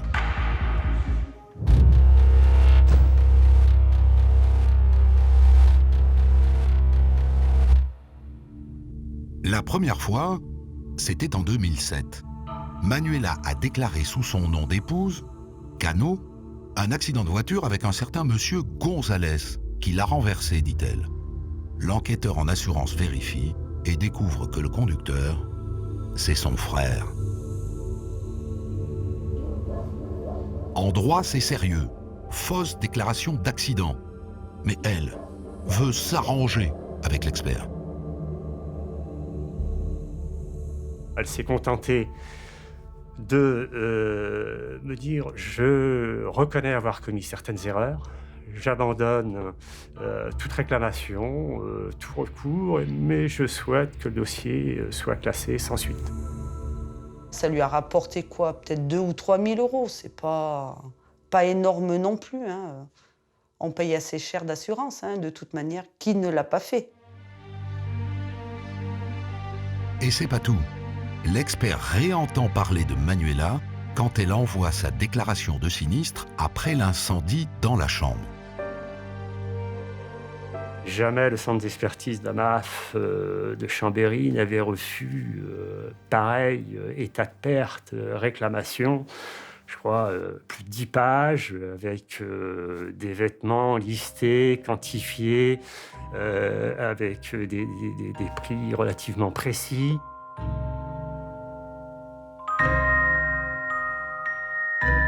Manuela est gourmande. Elle réclame 28 000 euros d'indemnisation. Et elle se lance dans un bras de fer avec l'assurance. Finalement, après moult marchandages, elle accepte le montant chiffré par l'expert, 3 500 euros. après avoir tenté de lui soutirer presque 10 fois plus.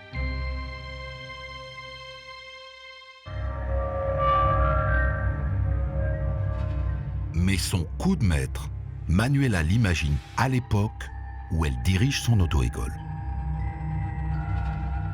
Elle s'acoquine, je vais dire, avec un inspecteur de permis de conduire pour que des gens du voyage qui ont des difficultés pour passer le code, parce qu'ils ne savent pas lire ni écrire, et ça aussi c'est un vrai sujet, eh bien, puissent avoir leur permis.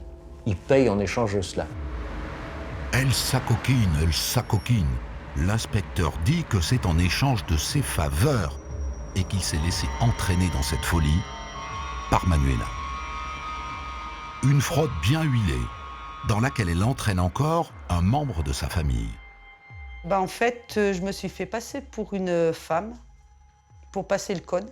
L'inspecteur, dès qu'il voyait le nom de Gonzalez, l'auto-école de Brignoux, en fait, il faisait passer tous les candidats qui étaient sur la liste sans les regarder, sans savoir si c'était le bon élève, pas le bon élève. En fait, il s'en fichait parce que lui, il touchait aussi des dessous de table, quoi. L'argent facile venait de là. L'argent facile, 3 000 € le permis. Et au bout, une condamnation à une grosse amende et à l'interdiction d'exercer pendant 5 ans.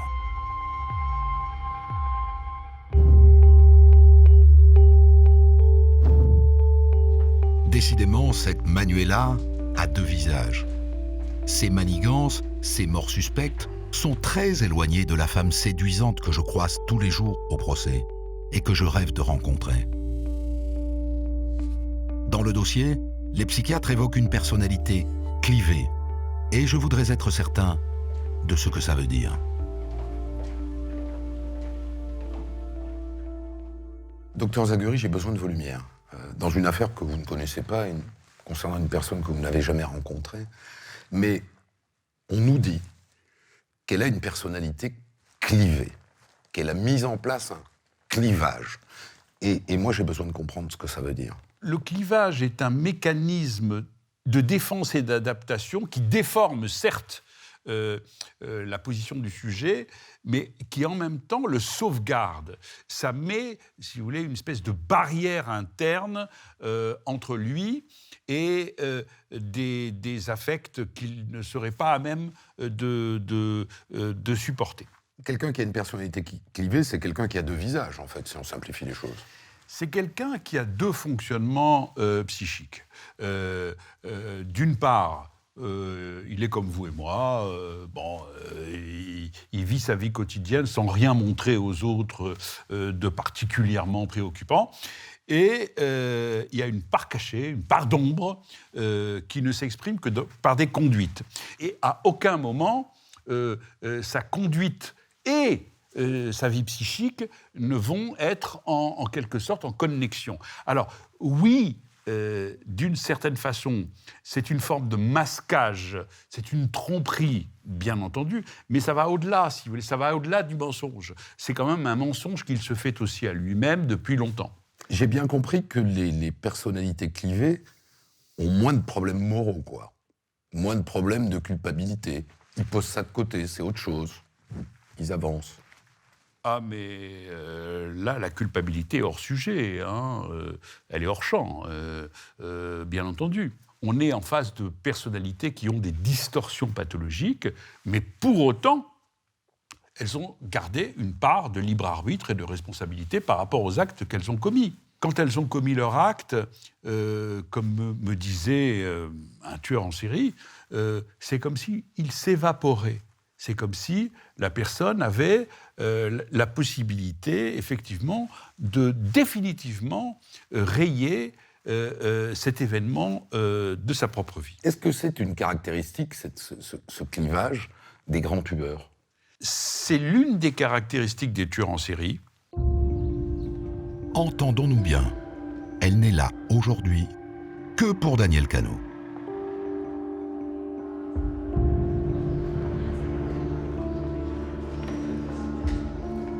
Au 3e jour de son procès d'appel, la présidente a tranché au sujet de l'exhumation du cercueil de la mère de Daniel Cano. et de l'éventuelle lettre qu'il contient. Bon, elle a donc rejeté votre demande d'exhumer le corps pour chercher la lettre. J'ai remarqué que vous n'avez rien dit. C'était prévisible. La Cour a arbitré. Elle a arbitré, dont acte. C'est la raison pour laquelle non seulement je ne suis pas surpris parce que je n'éprouve plus de surprise, mais c'est ainsi. Le fantasme de la lettre peut continuer de courir. Non, c'est pas un fantasme. Car l'avocat des Cano a dit quelque chose de très important. Il a dit, attention, si vous ouvrez ce cercueil, vous retrouverez plusieurs lettres, celles d'autres personnes de la famille. Et donc, c'était une tradition dans cette famille que de mettre des petits mots, des objets. C'est touchant, dans le cercueil. Ouais, voilà. ouais. Et ça renforce totalement ce qu'a dit Manuela. Quand la présidente annonce sa décision, la famille Cano, qui retenait son souffle depuis 3 jours, respire enfin. Manuela et ses avocats donnent le change, mais c'est un coup dur. Et dans la foulée, son premier mari, Gilbert Martoya, vient indépendamment de sa volonté charger la barque. Le père de Virginie se voit bien obligé de rappeler à la cour d'assises et aux jurés que peu de temps avant leur divorce, lui aussi a failli y passer. Bien que très mesurée et sans volonté de lui nuire, la déposition de Gilbert Martoya a dévasté le clan González.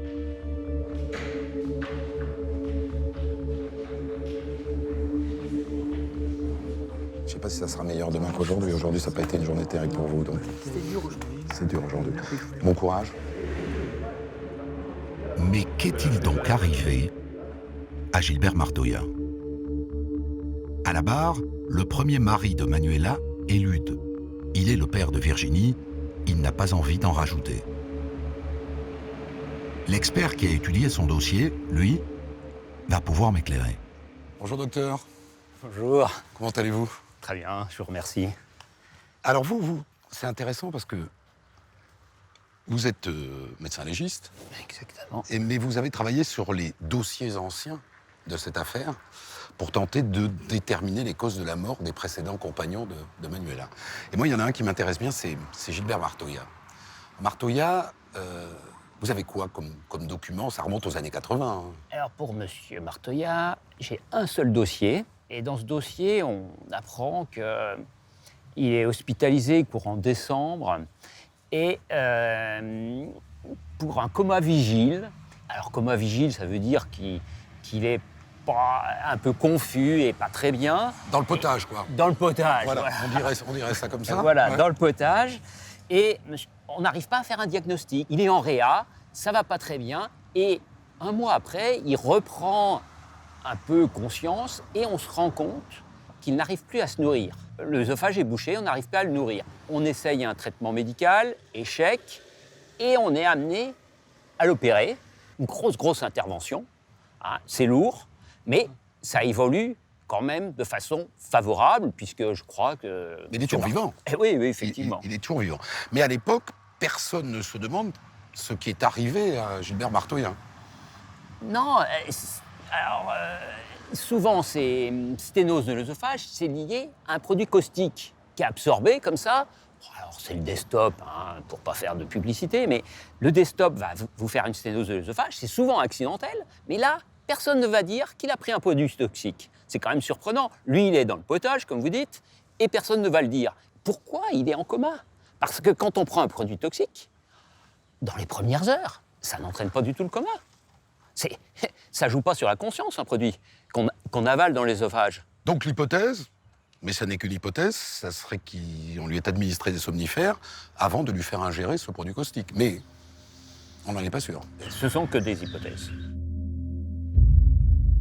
Le lendemain, Manuela a les yeux bouffis et les traits tirés. Elle a visiblement passé une très mauvaise nuit. Le rejet de l'exhumation, le témoignage de l'expert en assurance, celui de son ancien mari, ça se complique pour Manuela.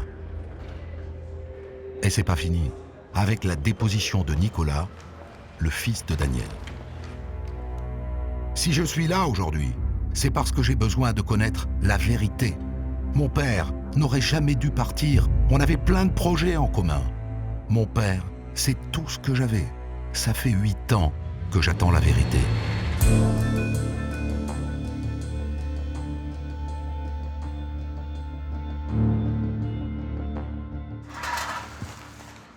Qu'est-ce que c'est mignon ici. Oh, c'est charmant. Ah, c'est agréable.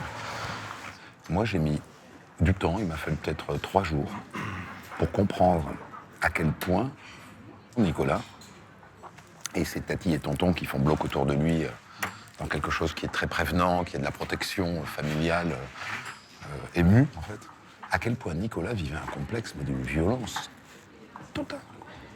Et le type, il est, mais... Et c'est aussi l'explication pour laquelle il a mis autant de temps. Les soupçons sont probablement nés, c'est mon interprétation, sont probablement nés très tôt dans sa tête. Dès le lendemain du meurtre, enfin les jours qui suivent. C'est ce que je pense.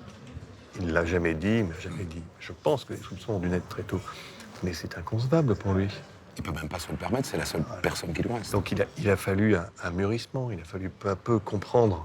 Je dis mûrissement, c'est presque un pourrissement en réalité. Voilà. Merci. Bon appétit, messieurs. Merci. Pour ce qui est de la peine, bon, je sais que c'est pas ton rôle, c'est pas les avocats de partie civile qui demandent des quantums de peine, mais pour moi, il y a une logique où elle est acquittée, au bénéfice du doute, parce que de fait, il n'y a pas de preuve absolue que c'était. On est d'accord. Ça serait insupportable, mais... Bon, mais c'est techniquement faisable. Ou bien elle est condamnée. Si elle est condamnée, alors elle est dangereuse. Elle n'est pas dangereuse, elle est très dangereuse. La fin du procès approche. Et on sent bien que Manuela fait tout ce qu'elle peut pour paraître plus humaine, notamment envers son beau-fils Nicolas. Pendant l'enquête, à un moment, elle l'a accusé d'avoir tué son père, même si elle se défend d'avoir écrit la lettre anonyme. J'ai tout inventé sur Nicolas pour lui rendre l'appareil, comme il m'accusait, avant de poursuivre en pleurs. Moi, je sais que je suis innocente. Alors je me suis dit, pourquoi pas lui? Pourquoi pas un tiers? Manuela a baissé la garde. La présidente sent la faille. Elle la sonde habilement sur sa personnalité, sur ce secret dont les experts ont parlé et qui semble l'étouffer. Je sens que Manuela vacille. Elle pleure un long moment. S'ensuit un interminable silence avant qu'elle ne se tourne vers ses sœurs, leur demande pardon et lâche son secret.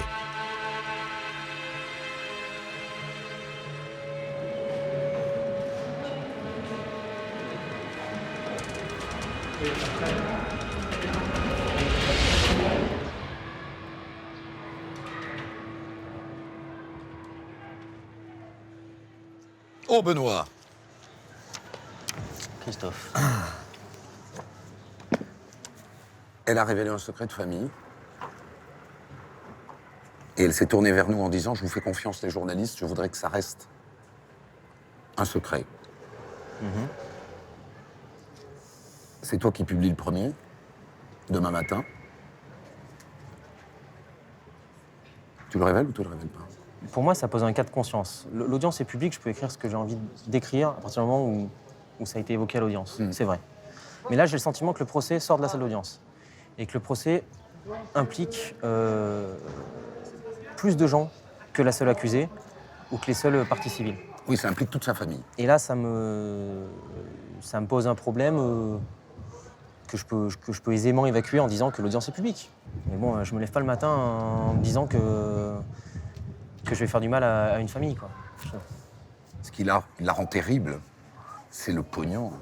Sa vie est faite de crédits pour emprunter de l'argent, pour emponcer d'autres crédits, pour essayer de gratter 1 000 euros, 2 000, les mettre de côté dans le coffre, sur un compte en banque. Elle ouvre des comptes en banque tous les 4 matins, elle les ferme, elle les transfère. L'argent. Mais on parle d'une femme qui vient d'une famille émigrée d'Espagne, d'un père mineur, d'une mère au foyer. Il y a 10 personnes, 8 enfants, 10 personnes à la maison. Ouais, ça devait pas être rose tous les jours. Donc effectivement, ça peut peut-être fausser, en quelque sorte, le rapport à l'argent, je sais pas. Je me trompe ou j'entends que Que tu penses qu'elle peut être acquittée? Il y a des affaires judiciaires dans lesquelles il y a un élément de preuve autour duquel tournent tous les débats. C'est de l'ADN parfois, c'est un témoignage d'un voisin qui a vu passer une silhouette, c'est la téléphonie. Preuve en béton, voilà. quoi. Ouais, Bah, là, il n'y en a pas. En béton ou pas, mais une preuve quasi unique autour de laquelle tournent les débats. Là, sur les faits en eux-mêmes, techniquement, ce qui s'est passé dans la nuit du 30 au 31 octobre 2008, il n'y a pas grand-chose. Donc un acquittement est possible. Et j'aimerais pas être juré. Ah, moi, j'aimerais pas être juré, là. C'est compliqué, là, Ouais. de décider de la culpabilité de quelqu'un, de l'envoyer des années en prison. Sans preuve. Dans son papier, Benoît Bouy a finalement fait le choix de la mesure. Il n'a révélé qu'une partie du secret de Manuela. Le procès touche à sa fin. Chaque clan regagne son banc sans croiser le regard de l'autre. Les avocats vont plaider. Ceux de Nicolas et de sa famille, Maître Gaillard-Minier et Maître Leclerc, ils prennent la parole en premier sous le regard noir de Manuela. L'avocate reconstitue l'engrenage terrible et la spirale financière qui ont conduit l'accusé à commettre le pire, avant que son confrère ne mette en garde les jurés. On a essayé de vous faire croire qu'il fallait une preuve absolue. Ça n'existe pas. Dans son réquisitoire, l'avocat général va lui aussi droit au but. Vous allez la déclarer coupable et tenir compte de sa dangerosité pour évaluer la juste peine. Une peine comprise entre 25 et 30 ans. L'audience est suspendue pour le déjeuner. Emanuela profite auprès de sa famille de ce qui seront peut-être ses derniers instants de liberté.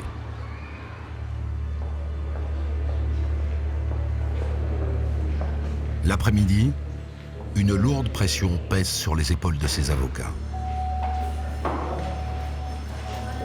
Ronald Gallo et François Saint-Pierre exhortent les jurés de ne pas se tromper, de ne pas condamner sans preuve. Manuela prend la parole en dernier. Elle a écrit un texte dans lequel elle me semble avoir pesé chaque mot. Madame la Présidente, Messieurs les assesseurs, Mesdames et Messieurs les jurés, c'est pas facile d'être devant vous. J'ai les jambes qui tremblent. Vous avez entendu beaucoup de choses sur ma vie. Des choses vraies qui me font honte et d'autres dont je suis fier. Nous étions une famille recomposée très unie. Daniel, les enfants, Nicolas, Virginie et moi. Je n'ai pas tué mon mari. Certes, je suis coupable d'escroquerie, mais j'en ai répondu et je ne me suis pas enfui.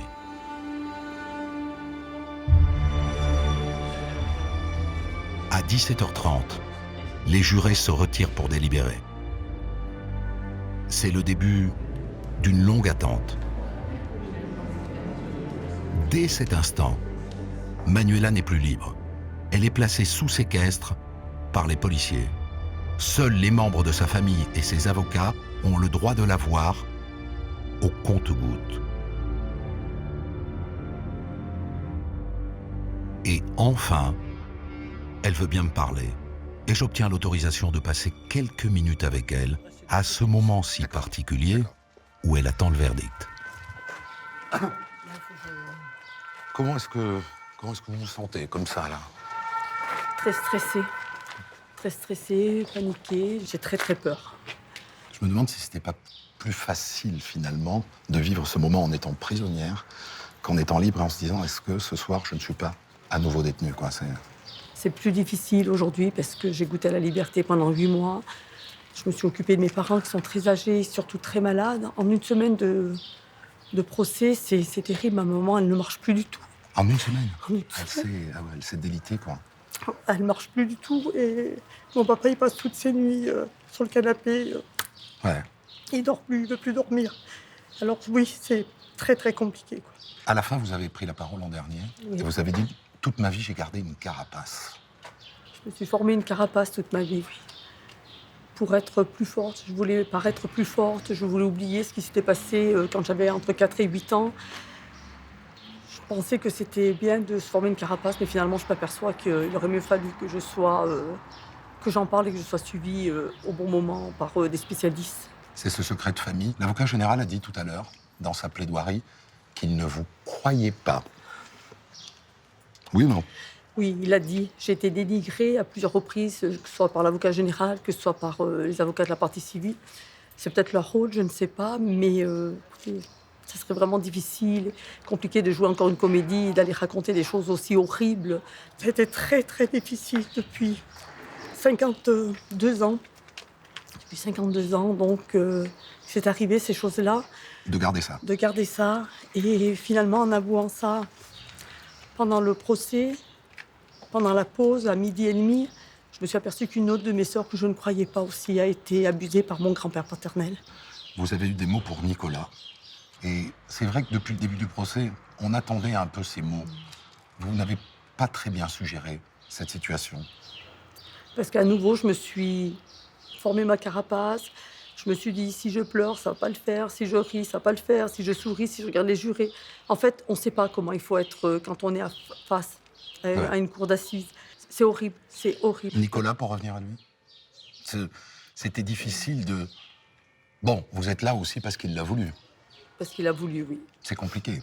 Oui. Vous le détestez pour autant? Non, pas du tout. Pas du tout.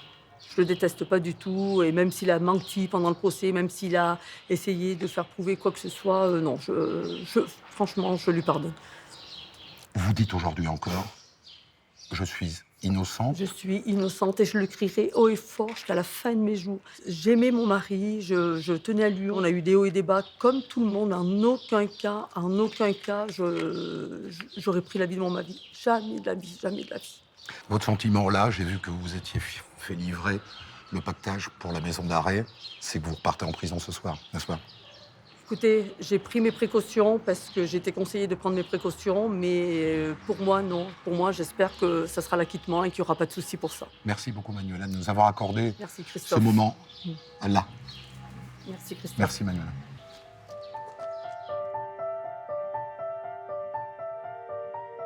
La nuit est tombée sur le palais de justice. Il est 22h. L'audience va reprendre.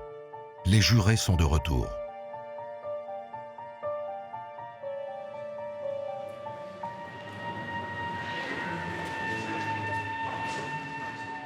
Après 4h30 de délibéré, Manuela González Cano est reconnue coupable de tentative d'assassinat et d'assassinat sur son mari Daniel Cano. Sa peine est confirmée. 30 ans de réclusion criminelle. Comme Manuela, sa fille et ses sœurs ne cillent pas. Sur le banc d'en face, c'est le soulagement, la pression qui retombe d'un coup. Nicolas, avec les siens, il n'a plus qu'eux.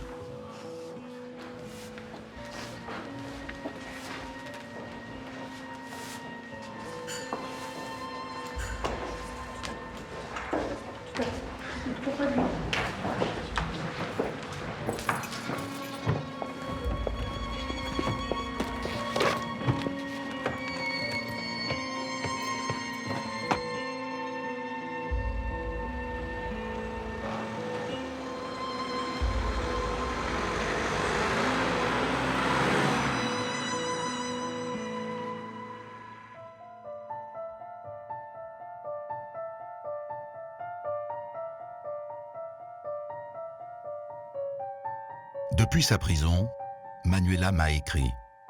Elle dit que le sort continue de s'acharner sur elle. Elle n'abandonnera jamais le combat pour que jaillisse enfin sa vérité. Elle se compare à Dalida. Et oui, finalement, elle aussi, elle a vu 3 de ses maris mourir. Et c'était 3 suicides.